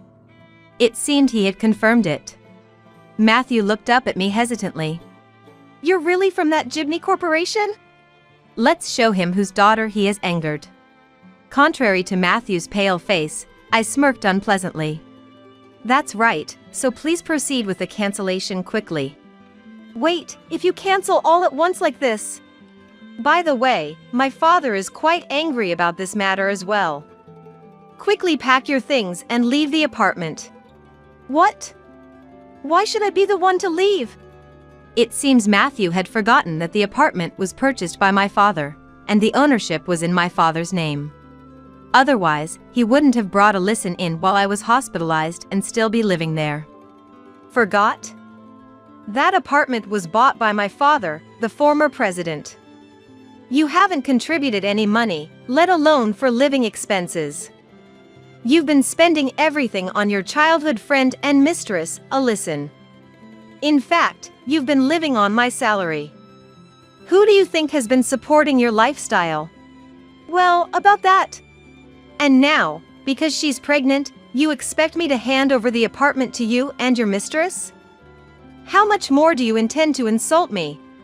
I made sure to speak loudly enough for those around to hear. And of course, Matthew was flustered. After all, he's known for being serious. That he, of all people, wouldn't contribute financially at home and was cheating with a childhood friend. The looks we received from those around us turned cold. Is that true? What? The one who approached me was Ogden, the branch manager of this bank. He had been here for a while, listening to our conversation. I believe we need to have a detailed discussion. I am very sorry for the inconvenience caused by our bank employee. And with that, Ogden offered a deep apology. Following this, I was taken to the back to discuss further with Matthew, Ogden, and myself. There, I explained the situation to Ogden in detail. I am terribly sorry for the trouble our employee has caused. Ogden sighed deeply and apologized again. Next to him, Matthew sat looking displeased, and to that, Ogden forcibly grabbed his head to make him apologize. I understand your feelings, Sabrina. It's natural not to want to entrust your money to a bank that employs such people. If you're considering closing your account, we can arrange that. I am no longer his wife. If you accept one condition, I might reconsider closing the account. The two of them looked up hopefully at my words. It was a good deal for Ogden, but the worst possible condition for Matthew. If you fire Matthew here, I would like to continue my contract with this bank. What? Of course. We were actually planning to let him go. It seemed Ogden had already intended to do so. Matthew, initially confused, gradually turned red in the face. As he was about to say something. Excuse me, but Sabrina's father has arrived. Another bank employee approached us. I had asked Ogden to let him in, thwarting Matthew, who, frustrated, closed his mouth. Why do I have to be here? What? Mom? Sorry for making you wait. Dad entered, firmly holding Valeria's arm. Valeria, looking displeased, glared at me upon seeing me. This is your doing. What are you trying to accomplish? I'll never forgive you for treating your mother-in-law like this. Quiet. As Valeria began to shout, my dad fiercely scolded her. Giving an even more intimidating look, he managed to silence them. I know you've been harassing my daughter. Calling her for trivial tasks, making her carry heavy things. Despite this, instead of showing gratitude, you prefer to listen, and you made sure my daughter heard it. And Matthew, far from defending, laughed, and even Harlan had to step in to protect her.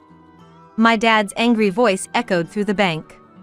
Matthew tried to intervene but remained silent under my dad's stern gaze. And I'm aware that Alyssa is the one who hit Sabrina. That woman has already been arrested by the police. Could Alyson really have done such a thing? Why are you surprised? You're the mastermind. My dad scolded at her even more. Meanwhile, Matthew, seemingly unaware, froze in shock. What? You both are the worst. Sabrina, let's go. Yes. Prompted by my dad, we headed outside. Ogden followed, apologizing repeatedly. Thinking I might continue the contract with Ogden in charge, we heard Matthew and Valeria arguing loudly behind us. It seemed they were blaming each other. Their voices could be heard outside, and the customers and bank employees who were present whispered that what they had heard was true. Just as planned. Yes. They reacted just as we expected, which helped. Our plan had gone smoothly, and we left the bank laughing confidently. As a result, Matthew was indeed fired. Thanks to the police conducting a thorough investigation, Alyson received a prison sentence. As for Valeria, she was forced to divorce John after it was discovered she had instigated Alyson to run me over in an attempt to get rid of me. Valeria was also taken into custody by the police. Welcome back, Mom, Grandpa. I'm home. Thank you for looking after Harlan, John. No problem. Seems like you've settled everything at the bank. After cornering Matthew and his accomplices at the bank, I went to pick up Harlan, whom I had left with John. John had helped a lot this time too. He found evidence that Valeria was instigating Alyson and discovered notes about their plan to eliminate me, which he handed over to the police. When I thanked him for everything, John said with a smile, "You did great."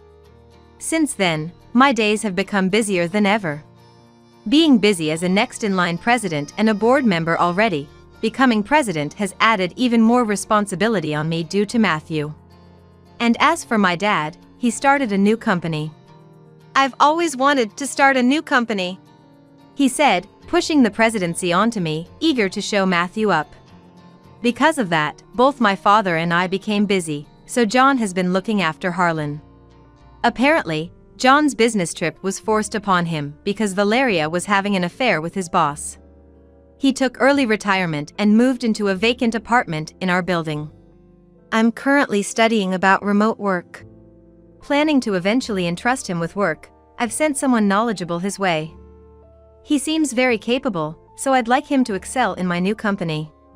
It seems my dad and John got along very well after this incident, often visiting each other's apartments to drink and chat.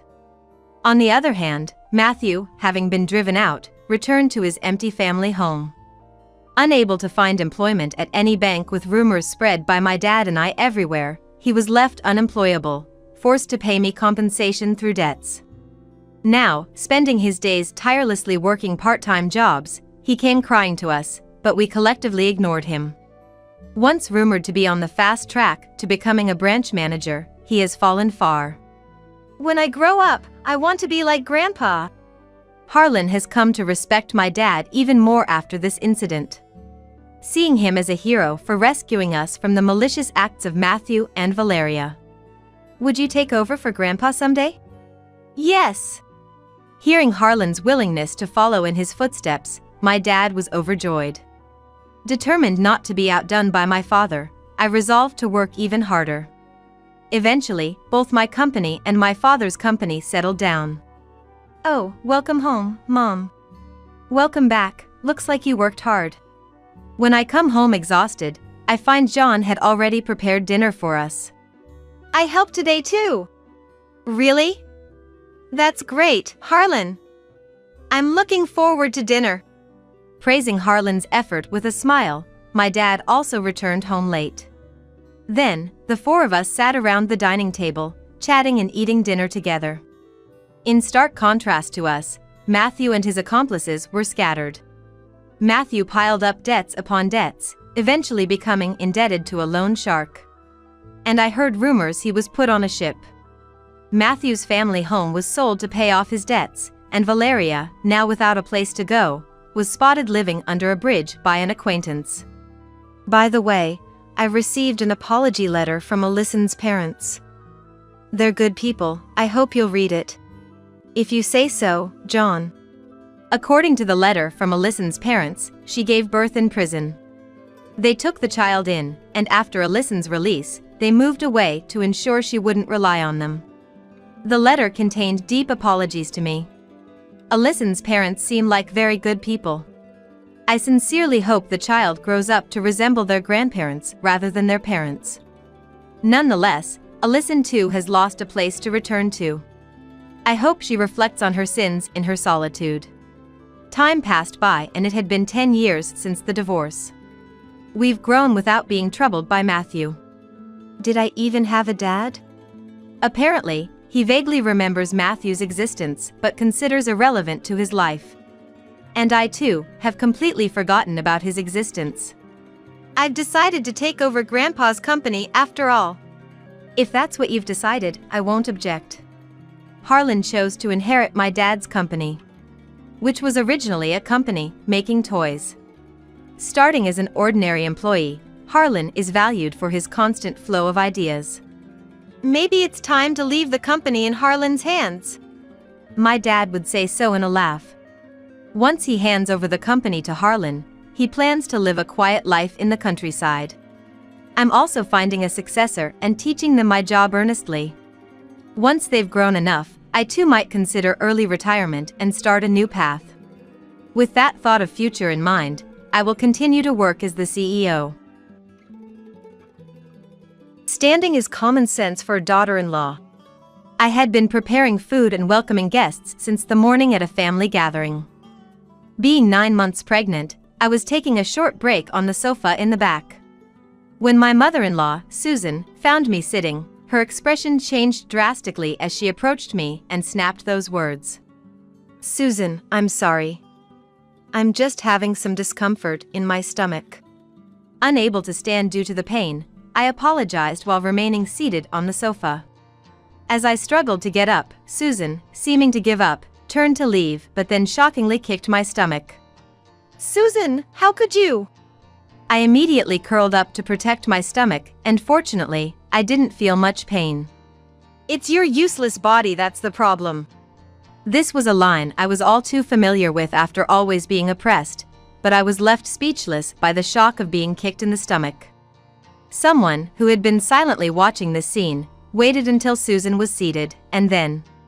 My name is Anne. I'm a 32-year-old housewife. I live happily with my husband Tom and our 3-year-old son. I am currently 9 months pregnant with our second child. Before the pregnancy was confirmed, it was decided that Tom would be transferred to work abroad alone. Although Tom insisted on staying in America, I didn't want him to give up his dream of working overseas, a goal since our dating days. After I encouraged him to the end, he promised to go abroad for just 3 years, and then he left. While I felt joy in supporting my husband's dream, there was one concern. The insidious harassment from Susan and Mike, my father-in-law. While Tom was around, they adored us, but in his absence, they subjected me to daily verbal abuse. Since Susan and Mike were kind in front of Tom, I always tried to bring him along. But for the next 3 years, I'll have to endure their malicious harassment alone, which is disheartening. However, I couldn't discuss it with Tom, knowing it would only add to his worries and considering Susan's feelings towards her son. Initially, I tried to please them by complying with everything, but no matter what, I only faced their resentment. All I want is to get along with Mike and Susan. Desiring a peaceful relationship with Susan and Mike, one day, I finally broke down and decided to be submissive. Then I heard shocking words from them. You stole our precious son from us. That's what Susan declared. Ever since you married our son, he hardly pays any attention to us. I finally understood the root of their relentless harassment. Susan and Mike were so overly fond of their son that they were jealous of me, his wife. If that's the case, I can always come with him. Startled by Susan's unexpected confession, I tried to find a solution and offered various suggestions. The best thing would be for you to leave our son alone. Right. Then he might return his love to us. I was stunned by Susan's wish. The thought of them wanting a divorce because they felt their son's affection for them had diminished gave me chills. And this distorted expression of their love even scared me. Don't you like the idea of your son building a new family? I asked tentatively. New family? That's ridiculous. Our family is enough. No matter how old our son gets. Realizing the extraordinary love they had for their only son, my husband, I was speechless. I love my husband. I want to get along with you and Susan, but I have no intention of leaving him. Normally quiet, this was one point I could not concede. Seeing my resolve, Susan scoffed and retorted. Are you so confident that no matter how we treat you, you won't leave? From that day on, their harassment only intensified instead of diminishing. At one point, knowing I was allergic to shrimp, they sneakily added it to the fried food. I was about to eat it when my husband, who always harped on about my allergy, noticed and warned me. Shrimp? I'm sorry. Actually, this was a gift. I forgot you can't have shrimp. Susan apologized to me repeatedly, making excuses. My husband seemed satisfied and asked her to be more careful in the future. But even as they spoke, Susan was stepping on my foot under the table. Amidst such harassment, we were leading a peaceful life when my husband's transfer overseas was confirmed. Susan and the others turned pale with shock as I celebrated. Overseas. That's going to be hard on the child and Anne, right? My father-in-law, Mike, really just not wanting to be separated from them, used me as an excuse. My husband said it was a decision we made together, and I knew the anger would soon be directed at me. And did you even consider my grandchild's feelings? Unsatisfied with my decision, Susan interrogated me like it was an inquisition. Fed up, my husband finally spoke out. Both of you, enough. Working abroad has always been my dream. And is just supporting me in that. He immediately defended me. We support you too. But now just isn't the right time, is it? Mike seemed a bit sorry, yet unable to agree. That's right. The grandchild is only 3 years old. It's too much for Anne. Susan, for once, seemed to be on my side, using my name in her argument. I'm fine. Tom and I have discussed it and decided to go for it. I spoke up, my voice trembling slightly, trying to act bravely so my husband wouldn't worry. Realizing our determination, Susan and Mike reluctantly accepted it, though with a sense of defeat. That night, feeling sorry towards Susan and Mike, my husband suggested we all have dinner together. I had been avoiding eating with them since the shrimp allergy incident, but I decided to endure it for my husband's sake. Then let us, the ladies, get busy preparing in the kitchen. You relax. Susan, excited to cook for her son after a long time, went into the kitchen. Hesitant to be alone with her, I steeled myself and followed her to the kitchen. Aren't you afraid our son might leave you when he returns from abroad? Susan's words, still hoping for our breakup, drained the blood from my face. Realizing it was pointless to engage, I silently started preparing. While we were working on different ingredients, Susan called out to me. And that pot over there is cool. Could you take it to the table?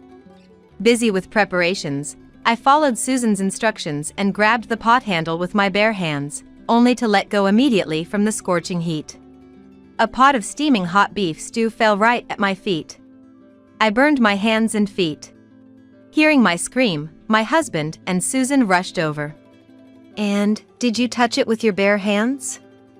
I told you to be careful of burns. What should we do now? Susan pretended to panic, but did nothing. My husband, seeing this, quickly instructed to bring a towel and ice. He also told Mike to call an ambulance. Seeing my red, swollen hands and feet, I could only cry in pain and frustration, clinging to my husband. Thanks to his quick thinking, I received proper treatment at the hospital and was told it would take 2 weeks to heal. Slowly, my spirit was breaking from Susan's escalating insidious bullying. As time passed and my husband's departure overseas approached, I made sure to avoid Susan and the others completely. Despite their vengeful attempts to visit our home or call multiple times a day, I never responded. For their excuses to see their grandchild, I sent pictures with messages. To my husband, I told him the reason for not seeing Susan was because of severe pregnancy symptoms, which he understood. Half a year passed, and the annual family gathering, highly valued by my husband's family, drew near. Knowing its importance, and though my husband said I didn't have to attend, I decided to go. I informed Susan of my attendance in advance through a message. Her reply, seemingly eager to finally vent her frustrations on me, brought back the flashbacks of my burn injury accident and filled me with more fear. Then, the day arrived when everyone was to gather. I briefly greeted Susan and Mike, then spent most of my time with relatives of my age, keeping my distance. Standing is common sense for a daughter-in-law. I had been preparing meals and welcoming guests since the morning at the family gathering. Being 9 months pregnant, I took a rest on a sofa in the back. When Susan saw me sitting, she changed her expression and came over to me, throwing those words at me. Susan, I'm sorry. I'm just having some discomfort in my stomach. Unable to stand due to the pain, I apologized but couldn't get up from the sofa. Seeing that I couldn't stand, Susan, seeming to give up, turned to leave, but then shockingly, she turned back and kicked my stomach. Susan, how could you? I immediately curled up to protect my stomach, and luckily, the pain was minimal. It's your useless body that's at fault. I was used to being oppressed by her, but I was left speechless and shocked by being kicked. Someone, who had been silently watching this scene, waited until Susan was seated, and then, Mom, what did you just do to Ann on the sofa? Someone shouted loudly, making everyone, including me, turn towards the voice. There stood my husband, who was supposed to be overseas for work. Tom. Susan uttered his name in a trembling voice. Painfully, I stood up from the sofa and slowly moved towards my husband. What did you do to Ann just now? He asked Susan, with an expression I had never seen before. Tom, why are you here? Until the previous day, my husband had apologized over the phone, saying he couldn't get a long leave and wouldn't be able to attend. I couldn't ask him to accompany me, knowing he had just been transferred overseas. Anne. I came back to surprise everyone. Tom's face softened as he looked at me, his expression changing completely from before. He rushed over to me, hugged me around my shoulders, and supported me. But when I came back, I happened to see Mom and you having that interaction from the entrance. He had been frozen for a while, not understanding the situation as he had never seen Susan like that before. I was about to ask and what happened when Mom kicked her. Hearing this, I realized he had witnessed Susan kicking my stomach. Looking up at my husband, I could see the anger in his eyes. Tom, this is... Relatives started gathering in the room, sensing the unusual tension, making the situation even more strained. Tom, everyone is here, let's talk in the other room. Susan tried to calm my husband with a quiet voice, attempting to defuse the situation. And, you don't need to say anything. I want to hear it directly from Mom. Saying this, my husband turned his face towards Susan again. No, let's hear it here, in front of everyone. The relatives, stunned by my husband's raised voice, watched the unfolding situation in silence. The commotion got Mike and Mike's brother's attention, who had organized the family gathering. What's all this commotion about? Seeing the unusual situation, Mike hurried to Susan's side. Upon realizing his beloved son was there in front of him, Mike looked even more shocked. Dad, it's been a while. I didn't want our reunion to be like this, but I just saw something unbelievable. With Mike's presence, my husband regained some composure and continued in a calm voice. What happened? Mike looked slightly uneasy. He already knew Susan had done something to me. Having always turned a blind eye to Susan's bullying, he was part of it too. It was just, and I were talking. Susan stubbornly refused to admit she had kicked me, trying to get out of this situation. However, my husband quietly glared at her, wanting her to confess. Sensing the conversation wasn't progressing, I finally spoke up. You kicked me in the stomach, didn't you? I finally revealed in front of everyone that Susan had kicked my stomach. Hearing this, the relatives began murmuring.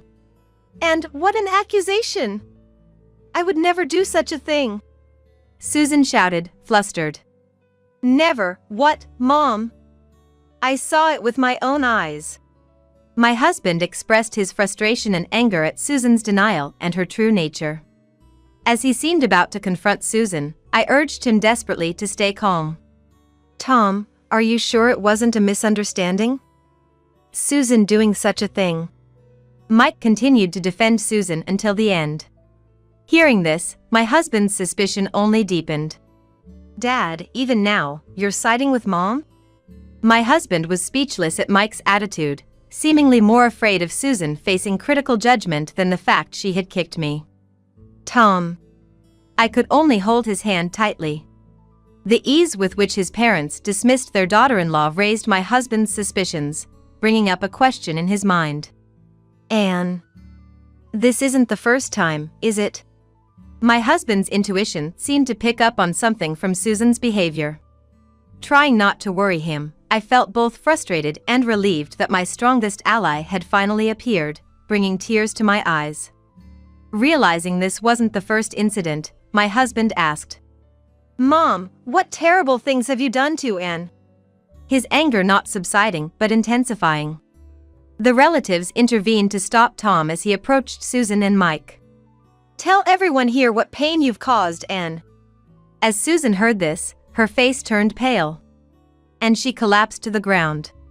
Tom, it's too harsh to treat Susan like this in her condition. Mike began to show anger towards Tom. Harsh? Then what about that burn? Susan and I were shocked, as if our thoughts had paused for a moment. And the one who raised his voice upon hearing this was, surprisingly, Mike's brother. And was burned? Mike's brother, who had been quietly observing what he thought was a mother-in-law and daughter-in-law issue, spoke up for the first time, surprised by the unexpected development. It seemed strange to me. That day, Anne got a severe burn holding a pot of just done beef stew with her bare hands. My husband had been troubled by the fact that I had done something I would never normally do. And would always check if it's safe before handling a pot with her bare hands if it were her own decision. I always had a habit of double-checking everything, whether it was cooking or leaving the house, which my husband knew well. So, it seemed odd to him that I would grab the pot without thinking. The beef stew was made by Mom. Did she say something at that time? As he pressed for answers, Susan and Mike fell silent.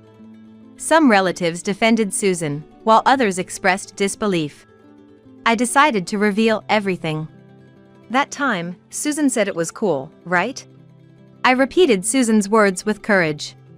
I explained how I was busy with my own cooking preparations that day and took Susan's words at face value without checking the pot. I regret not verifying and ended up getting burned. I admitted my mistake. Hearing this, Susan's expression changed, and she glared at me, shouting, You are just trying to slander us. What kind of daughter-in-law are you? Susan, who had been subdued, became enraged when faced with me. I'm not stupid. I have saved our interactions as evidence. I had secretly been collecting evidence of Susan and Mike's insidious harassment, in case I couldn't endure it any longer. My husband showed a surprised expression, then I said, Tom, I'm sorry I kept quiet. I didn't want to worry you, and I was afraid of ruining your relationship with Susan and Mike. The root of his parents' harassment stemmed from their affection for their beloved son. It was a twisted love, but I wanted to avoid worsening the relationship between Tom, who had been raised with much love from his parents. Susan and Mike, not expecting that I had been considerate of them, turned pale upon hearing this. Mom, Dad, did you hear? Even after all this, and was still thinking of us. Tom apologized to me, ashamed that he hadn't realized the situation. And I'm so sorry my parents made you suffer this much. Tom apologized with tears, and Susan, as if regretting how things turned out, exclaimed, No, it's wrong. It's her fault. She stole our precious son. It was the moment Susan's true nature was revealed. The relatives around us looked on with cold eyes. Even Mike, considering his brother's reputation, tried to stop Susan's outburst. "Who stole me from you? Are you doing all this too and because of me?" My husband was speechless, not expecting such a distorted form of love where Susan's harassment was a retaliation for his affection being directed towards his new family. "I'm grateful for how you raised me. But the most important thing to me now is and our family." He expressed his feelings to Susan and Mike. He then shared how much respect and consideration we had always shown towards Susan and her family. "Mom, Dad, I wanted you to see the irreplaceable love of your grandchildren and Anne's admiration for you." Moved by their son's desperate plea, Susan and Mike seemed to finally realize the gravity of the situation, and Mike collapsed on the spot. "Mom and Dad, you've destroyed your own daughter-in-law's love and my trust with your own hands." Hearing this, Susan, realizing for the first time that she had disappointed her precious son, broke down in tears. Seeing Susan crying and distraught, a part of me felt sorry for her outburst. But more so, I felt a sense of relief in her taking responsibility for this mess. Mike's brother, changing the dire atmosphere, intervened. "All right, this isn't a spectacle. The four of you, please move to a quieter room." With those words, the other relatives awkwardly dispersed. Receiving words of sympathy and encouragement, I began to relax a bit. Supported by my husband's arm, we moved to a quieter room as Mike's brother suggested. Once the four of us were inside, an uncomfortable silence filled the room. My husband still had questions for them, eagerly wanting to confront them. However, Susan and Mike looked so exhausted that he hesitated to speak. Then, Mike's brother entered the room. "Now we can have a calm discussion. Is it true that Anne was subjected to insidious bullying?" With a stern expression, Mike's brother asked directly. After a moment of contemplation, Mike finally nodded in resignation. Triggered by Mike's acknowledgement, my husband burst out. "To think my parents would do this while Anne was protecting our child and unborn baby, it's shameful."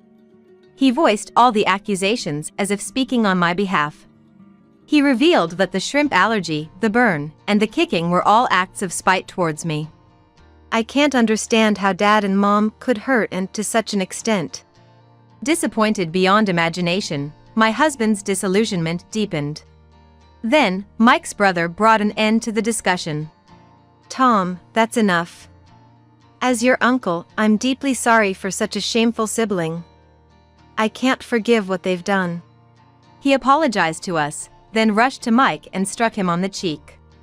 "As your brother, I cannot forgive your actions. Don't show your face at family events anymore." He then instructed Susan and Mike to leave immediately. Susan and Mike seemed to want to say something to me, but the fact that they had kicked me remained unchanged. I ignored their expressions and stayed close to my husband's side. Once Susan and Mike were out of sight, I finally felt a sense of closure and, perhaps relieved, I broke down crying. I don't remember much about what happened next, but my husband stayed by my side until the end. After the revelation of Susan's insidious bullying, my husband forbade any contact or visits from them.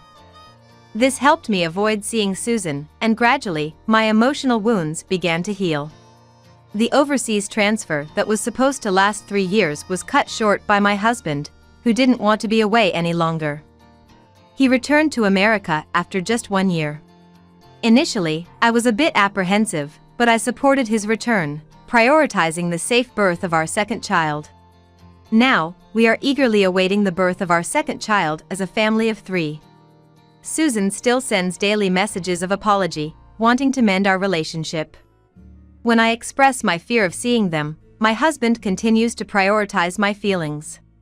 The relatives also talk about how haggard Susan looks now. And the general consensus is that it's their own fault. In a situation where my husband and relatives are on my side, there's not much Susan and Mike can do. So, once our second child is born, I plan to show them the baby. However, I have no intention of repairing the relationship with Susan and Mike. I'm resolved to spend an ordinary life with our family of 4, combining our strengths. "Emily is the cutest in the venue, isn't she?" Daniel said with a laugh, addressing Emily. "Even though I'm right in front of them, this is how they treat me. It seems nothing but a joke to me." Then Emily, seeing me, burst out laughing. "What? Your wife is ugly." "That's it, I can't take it anymore.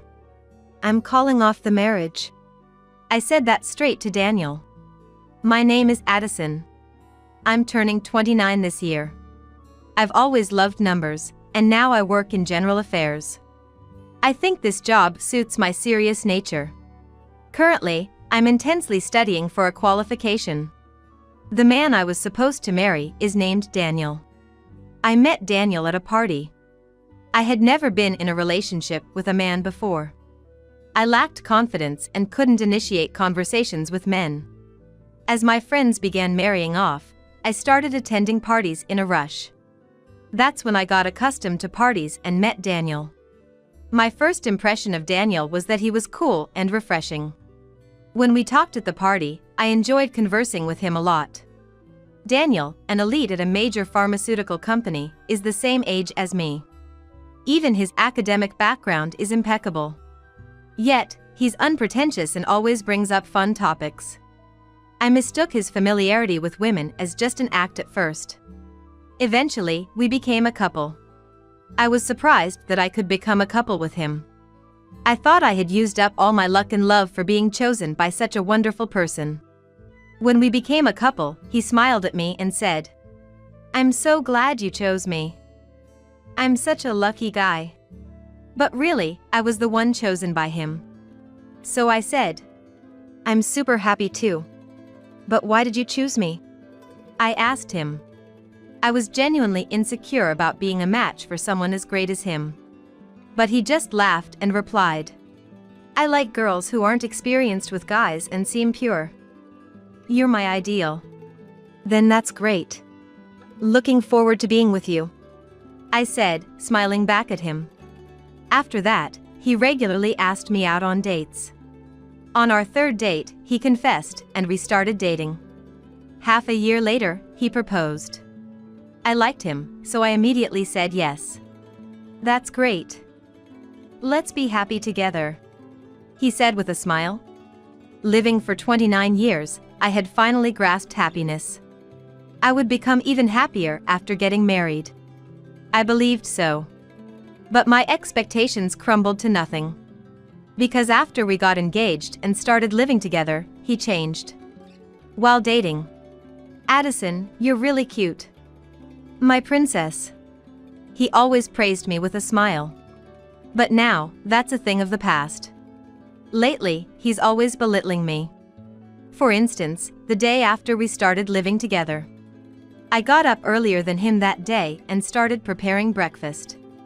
I planned to do my makeup before leaving for work, so I was cooking without it. When breakfast was ready and set on the table, he woke up. I called out to him with a smile.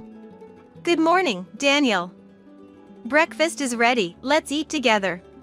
Then he, seeing me, yelled in surprise. "What an awful face you have. A woman without makeup in the morning isn't a woman. At least make yourself presentable," he shouted, furrowing his brow. His eyes were like those looking at something filthy. In a panic, I retorted, "I was going to do my makeup later. Isn't that too harsh? You used to call me cute before we got engaged." I was shocked by his words. But he just laughed and added insult to injury. "It was just flattery to get married. Honestly, any woman with a decent income who'd do as I say would have been fine," he said, laughing. I was so shocked that I dropped my fork. At that point, I wondered if I should really marry him, but we had already paid a deposit for the wedding venue. Besides, there was no guarantee of finding another partner if I let him go. I had no romantic prospects before meeting him. And maybe, just maybe, he might return to his kinder self. Holding on to that faint hope, I had no choice but to endure his harsh words. His behavior and words became increasingly unbearable. Especially concerning finances. He stopped contributing to our previously split living expenses. "Could you please contribute to the living expenses?" It's tough for me to cover everything with my salary alone. I pleaded with him on a day off. But he half-heartedly dismissed me. The wedding costs a lot, right? I'm broke from that expense, so you could at least pay the living expenses. However, he wasn't bearing the full cost of the wedding. There would be gift money, and his share of expenses should be less. No matter how I tried to convince him, he wouldn't listen. Moreover, he never helped with wedding preparations, even when I discussed the dress fittings. Even when I consulted about a dress meeting. Why do I care about a dress? It's a woman's thing, right? You just decide whatever. That's how he responded.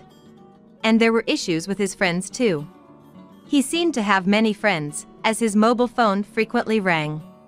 Often, calls were from women I didn't know. When I questioned him, suspecting infidelity. They're just friends. Jealousy is unattractive. He dismissed it entirely. Unable to ask more, I was left in the dark until one night I overheard something shocking.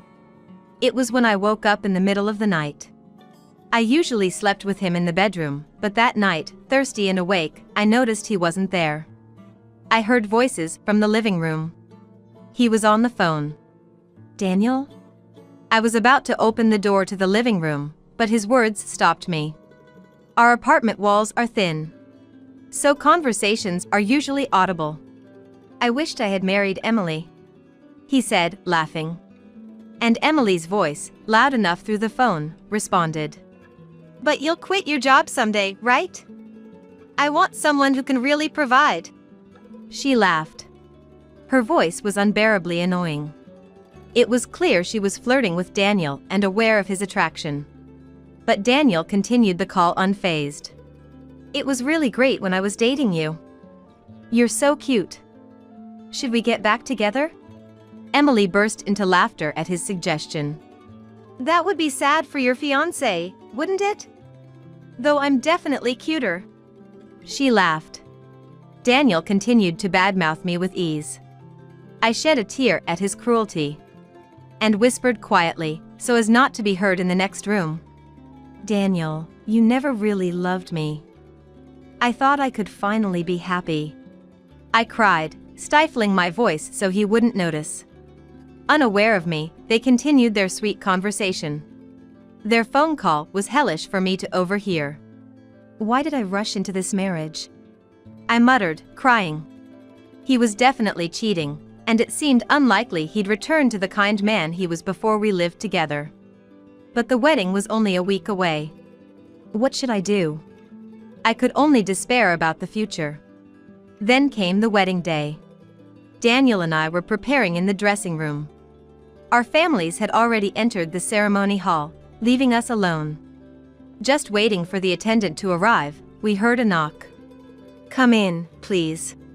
I invited them in, thinking it was the attendant. However, the person who entered the dressing room wasn't the attendant, but a woman in a pink dress. Excuse me. I froze at that familiar voice. It was the woman on the phone with Daniel that night. I instinctively knew it. As I stood there, stunned, Daniel spoke in an excited tone. Ah, if it isn't Emily. You made it here without getting lost, he said, patting Emily's head. I was baffled by his words and actions, and she looked at him and happily responded. Daniel gave me the room number. But is this woman your marriage partner? She laughed, looking at me. Yeah, that's right. Oh, really? Such a plain dress for the main character of the day. It's quite dull. She critically eyed my dress from top to bottom, irritated by her assertive words. I replied, This is the dressing room. The attendant will be here soon, so could you please leave now? I said to her in a stern tone. Then she quickly hid behind Daniel. No way, jealousy? This woman is glaring at me, it's really scary. Daniel, help me. She feigned fear. Addison, jealousy is unbecoming. She's an important person to me, don't be mean. He admonished me. He couldn't see her face behind his back, but she was smirking at me. Her flashy makeup and perfectly styled hair were apparent. She was probably around the same age as me. She spoke with a triumphant look at me. Daniel really should have married me instead. You'll get bored of such a plain woman in 3 days, won't you? She laughed. Indeed. I wouldn't choose a woman like this unless she had a decent income. She's not my type, he said, looking down on me. I remained silent on purpose. I thought I'd let them talk as they pleased for a bit longer. I clenched the hem of my dress. I really wanted to marry you. Even if we can't be a real couple, you will always be the wife of my heart. Daniel, even if you're married, we'll always be together, right? Such an ugly woman is just for the money. She laughed brightly. That's right. We'll always be together. I'll quit my job and live off Addison's money with you. He made an outrageous proposal to her. At that moment, I was on the verge of exploding. What did these two think of me? But they were oblivious to my anger. Daniel, you're terrible to your wife. Are you proposing that because I'm cuter? She asked him with upturned eyes. He nodded as if it were obvious. My Emily is the cutest in the venue, right? What do you think of Addison's face, Emily? Daniel asked with a sarcastic smile, turning to Emily. Despite my presence, this was how they treated me. It seemed nothing but a joke to me. Then Emily, seeing me, burst out laughing. What? Your wife is ugly. And she continued. Poor Daniel, marrying such an ugly woman. I'll soothe you as your heart's wife, she said, looking down on me with a laugh. That's right, isn't it? Daniel laughed too. That's it, I can't take it anymore. I'm calling off the marriage. I said that straight to Daniel. He, not taking me seriously. Really? If you cancel the marriage with me, you'll stay single forever. Because you're an unfixable ugly woman. He started laughing. Emily too. Daniel, you're too honest. I'm laughing so hard, my stomach hurts. She clutched her stomach, laughing uproariously. After laughing, Daniel said, A woman like you should be grateful to get married. You'll support me with your money for life. I felt a deep rage boiling inside me. Frustrated at myself for not seeing through such a person before the wedding. I clenched my fists, trying to endure. Emily, still laughing. Well, the wedding ceremony is about to start, right?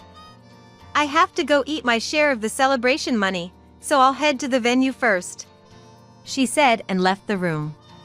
Shortly after, the attendant arrived. Seemingly unaware of the conversation in the dressing room, the attendant began preparations, congratulating us.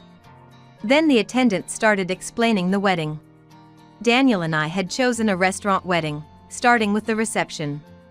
According to the attendant, we just had to follow the MC's lead. I listened quietly to the attendant's explanation. Daniel spoke to me nonchalantly. Once the wedding is over and we're officially married, we'll be husband and wife. Your looks are a letdown, but I'll put up with it. After all, I have Emily. I ignored his comment. I had no intention of listening to him anymore. I was done with this man. Daniel persisted. Hey! Answer me. But I continued to ignore him. All that was left was to exact revenge and denounce him and his actions. I felt a sense of mission burning within me. Then Daniel and I entered the wedding venue. The unsuspecting attendees gave us a generous round of applause. Of course, among them was Emily, smirking unpleasantly. We sat down, and the MC proceeded with the ceremony. Let's start with the vows. First, the groom, Daniel. Amidst thunderous applause, Daniel began speaking. I am overjoyed to marry Addison. I vow to love only her for the rest of my life. He looked at me with a smug face. All lies. Inside, I looked at him with a cold detachment. Amidst the applause, the MC continued. Thank you. Now, a response from the bride, Addison, please. I ignored the MC and remained silent. A murmur started spreading through the venue. My parents and friends looked worried. Addison? Could we have your response, please? The MC tried to proceed, albeit confused. Still, I remained silent. The venue became more unsettled. Everyone looked at me with concern. Impatient. Addison, why are you silent? Just say something. Daniel harshly said. But I kept quiet. The atmosphere in the venue turned decidedly strange. The in-laws looked at me with puzzled expressions. Enough was enough. I had gathered enough attention. I thought so and opened my mouth. Glancing sideways, I saw Daniel relieved that I was finally going to speak. I confirmed his face and momentarily smirked. It was too early for him to feel relieved. Then I began speaking. I will not vow to love Daniel. I'm breaking up with him right now. What? Daniel was stunned, and I casually played the voice recorder at maximum volume. Daniel and Emily's conversation filled the room. I really wanted to marry Emily. Even if we can't be a real couple, Emily is the wife of my heart. Daniel, we'll always be together even if you're married, right? Such an ugly woman is just for the money. The conversation from the dressing room earlier echoed through the venue. Previously, when Daniel was on the phone with Emily at night, I felt frustrated for not having proof of infidelity. So, I bought a voice recorder. I always carried it with me, and fortunately, I managed to record their conversation today. The crowd became even more agitated. My friends looked at Daniel with suspicion. My dad seemed ready to get up and punch Daniel, held back only by my mom. My mother-in-law looked like she might faint, and father-in-law John hurriedly supported her. Emily, sitting at a table with friends, was being glared at by those around her. She was sweating profusely and looked extremely uncomfortable. Meanwhile, the recording continued to play. In this chaotic situation, Daniel, confused, shouted, Addison, what are you doing? Stop that voice recorder right now. He tried to grab the recorder from me, but I swiftly dodged him. Then I shouted loudly, There's no way I'll stop it. Everyone needs to know that Daniel is cheating with Emily over there. I glared at Daniel. Unable to hold back anymore, Emily shouted from her table, You're so sneaky. Just because you get to be Daniel's wife. The one Daniel truly cares about is cute me. However, Emily's outburst caused the venue to buzz with a different energy, whispering among themselves. Everyone, regardless of age or gender. Seeing this, Emily began to panic. What's going on, everyone? What's the matter? I calmly told her. Emily, sorry to interrupt your confident speech, but I think you're the ugliest person in this venue. Someone laughed out loud. Immediately, her face turned bright red. What? What are you talking about? Daniel told me I'm the cutest, you know? Maybe you're the one with bad eyesight? She retorted sharply at me. Laughter began to leak from the audience. Emily and Daniel started to look confused. Then one of Daniel's friends burst out laughing and shouted, Daniel, you've got terrible taste in women. Liking a girl with a face like a panda. And her body's like a panda too. Following this comment from Daniel's friend, the whole venue erupted into laughter. What?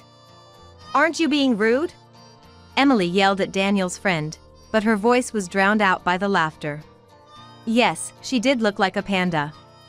First, her makeup heavily lined around the eyes. With her small eyes, she really resembled a panda. And her body was full-figured, making her pink dress seem tight. Her upper arms jiggled violently with every movement. I was worried her pink dress might rip at any moment. The moment I saw her in the dressing room, I realized Daniel's taste was too peculiar. It made sense why he would call me ugly. I borrowed a microphone from the MC. She called me ugly in the dressing room, but I wasn't upset at all. After all, she is a panda. It's amusing to be insulted by a zoo animal, isn't it? As I spoke clearly, laughter erupted from various parts of the venue. Her face turned beet red with frustration. So frustrating! She stamped her feet in anger. Daniel glared at me. I sighed heavily at the two of them. People who cheat have no right to glare at me. Daniel and Emily remained silent, hit by the truth. Then I addressed the silent couple. I'll be sure to collect the engagement breakup fee from both of you. They immediately became defensive upon hearing about the fee. Why should we pay a breakup fee when we aren't even registered as married? I absolutely won't pay. I won't either. I'm a freelancer, I don't have that kind of money, Emily exclaimed. The crowd looked on in disbelief at their comments. Some even chuckled at their ridiculousness. Then a person stood up and approached us. Daniel, enough is enough. Daniel's boss, with a red face, yelled. Boss! This is, Daniel, looking perplexed, tried to make an excuse to his boss. But he seemed at a loss for words and remained confused. The boss sighed heavily at his demeanor. What an irreparable thing you've done. Cheating openly in front of Addison, maybe it's my fault for not educating you properly, the boss said, holding his head. His face turning pale. He seemed to be trembling slightly. Emily, looking puzzled, said, That ugly woman is from a different company than Daniel, right? Why is Daniel's boss so worried about it? She asked, tilting her head. Sensing something off from the boss's reaction, Daniel asked, Boss, what's wrong? My engagement breakup with Addison has nothing to do with you, right? He asked nonchalantly. Then the boss, face red with anger, shouted, Don't you know our company's board of directors? Don't you recognize Addison's dad? He yelled desperately. Daniel looked back and forth between the boss and my dad. No way! He muttered. His face turned pale. My dad's face was red with rage, veins popping. I am a director at your company. Your future will be discussed at the board meeting. Daniel was shocked. He tried to appease my dad in a panic. Wait, please. It's too much for this incident to lead to that. Daniel's friends were also surprised. They were all his colleagues, so bewildered by this turn of events. It's natural to be confused when the bride's dad is a director at your own company. Then my dad said calmly, Weren't you planning to quit the company and live off my daughter? You just played it on the voice recorder. If you're so eager to leave the company, why don't you do it now? That's... Daniel's face was filled with despair. And with Dad's words, Daniel's mother finally fainted. His father, John, was frantically calling her name. For her, Daniel was probably the pride and joy of the family. A well-educated graduate working in a major corporation. He must have been on a seemingly perfect elite path. But now, this incident not only derailed his elite trajectory but also cast his future into uncertainty. I had only met the in-laws once at a greeting. But they seemed like very nice and sensible people. That's why this incident must have been incredibly hard for her to accept. Daniel looked terribly bewildered by his mother fainting. And then, incredibly, Daniel yelled at me. If you had told me your dad was a director at our company, I would have treated you better. He accused me, completely disregarding his own actions. He seems to be pretending that nothing happened to him. That was the last straw for me. Daniel blaming me in such a situation. I didn't care what happened to him anymore. I asked Daniel with a smile. Treat me better? Like contributing to our living expenses during cohabitation? Or not contributing money but at least staying out of housework? That's... He faltered. I exposed to everyone that Daniel didn't contribute to living expenses and yet interfered in household matters. Daniel was now subjected to even more disdainful looks from the crowd. Especially the women there didn't seem to see him as a human anymore. Maybe they thought even a weed would be better than him. Even Emily said to him, Daniel, you didn't pay any living expenses at all? That's really bad, isn't it? He, realizing the gravity of the situation, turned even paler. I smiled at him. "Good for you, Daniel. You wanted to quit your job, right? You'll probably be able to quit very soon." He looked around. Dad, glaring at him in rage. Friends looking at him with disdain. Emily, a bit in disbelief. Not a single person was on his side. In such a situation, most people couldn't stand it. Then he began to tremble and clung to me. "Addison, I was wrong. Please don't call off the engagement. I don't want to quit my job." He apologized profusely. Sweat on his forehead. It was too late for apologies. I looked at him with cold eyes. "It's over, Daniel. After being looked down upon like this, there's no going back. Just stop it." "But..." He looked like he was about to cry. I added the final blow. Freelancer Emily and soon-to-be unemployed Daniel, a perfect match. Emily turned pale as well. If she were burdened with an unemployed Daniel, they would both be in trouble. Quickly, Emily distanced herself from Daniel. And then, Daniel collapsed, his knees giving way. "Don't ever show up in front of me again." I left the two of them behind and exited the venue in my wedding dress. Eventually, he left the company. The company's decision was a demotion in the guise of a department transfer. A department where his main job was sorting documents. However, many company associates had witnessed his debacle at the wedding. Leading them was our dad, a director of the company. The smart ones started keeping their distance from Daniel, and it seems he was secretly condemned by many.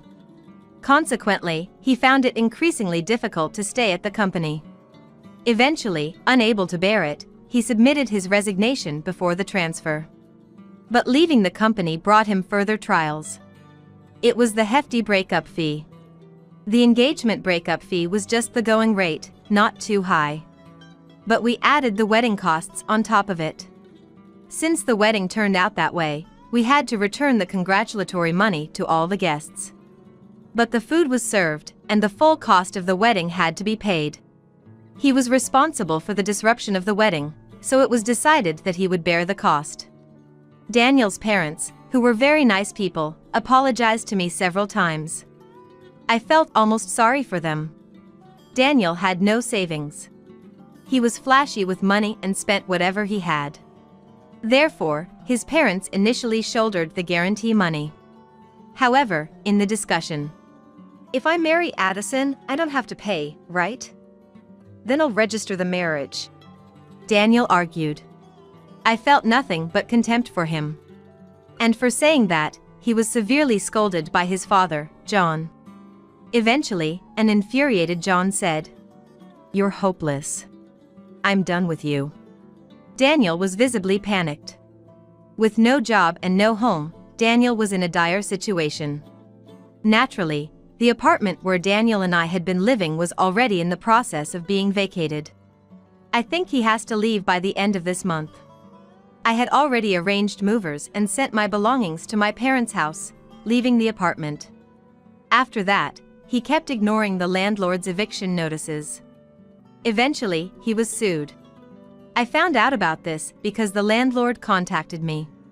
Apparently, he had stayed there for about 3 months without paying rent. He was forcibly evicted through legal proceedings. It's unlikely that he who now disowned by his parents could return to his parents' home. Jobless and homeless, his future looked bleak. I think he has hit rock bottom. And he hasn't rebuilt anything with Emily. Through a lawyer, I demanded the guarantee money from her. I offered a condition: if she didn't reconcile with Daniel, the fee would be reduced. Without hesitation, she chose not to reconcile. "I'm not interested in someone without money or a home," she declared firmly. Apparently, Daniel reached out to her several times for help, but she ignored all his attempts. She apologized to me. "I'm really sorry. Since that wedding, everyone calls me a panda. It's been tough." I think the guests spread the word. She seemed to have realized her mistakes and reflected on her actions. But no matter her remorse, she faced constant criticism. Even at her part-time job, The panda nickname got out and she quit, being laughed at behind her back. "I'm thinking of moving far away," she said. She, forced to flee due to her careless comments with Daniel. She will likely continue to be cautious about public scrutiny. A fitting punishment for her disdainful behavior. I hope she learns from this. As for me, I passed my certification exam. The qualification is for a social insurance labor consultant. Working in general affairs, dealing with payroll and entry/exit procedures, I wanted to be more knowledgeable about labor management. This will surely motivate me more in my work. Not just in work, but I've also taken a step forward in romance. After the wedding, my friends started introducing me to men, knowing I was done with parties. I was grateful for their kindness. There's one man, introduced by a friend, with whom I've become close. He's 3 years older, hardworking, and not very handsome. Rather plain-looking. He works office administration in a small to medium enterprise, nothing glamorous. After Daniel, elite and good-looking men trigger a rejection in me. So, this man feels like someone I can be myself with. It's still early to tell how it will go. But it's a step forward. I want to cherish this one step forward for the future.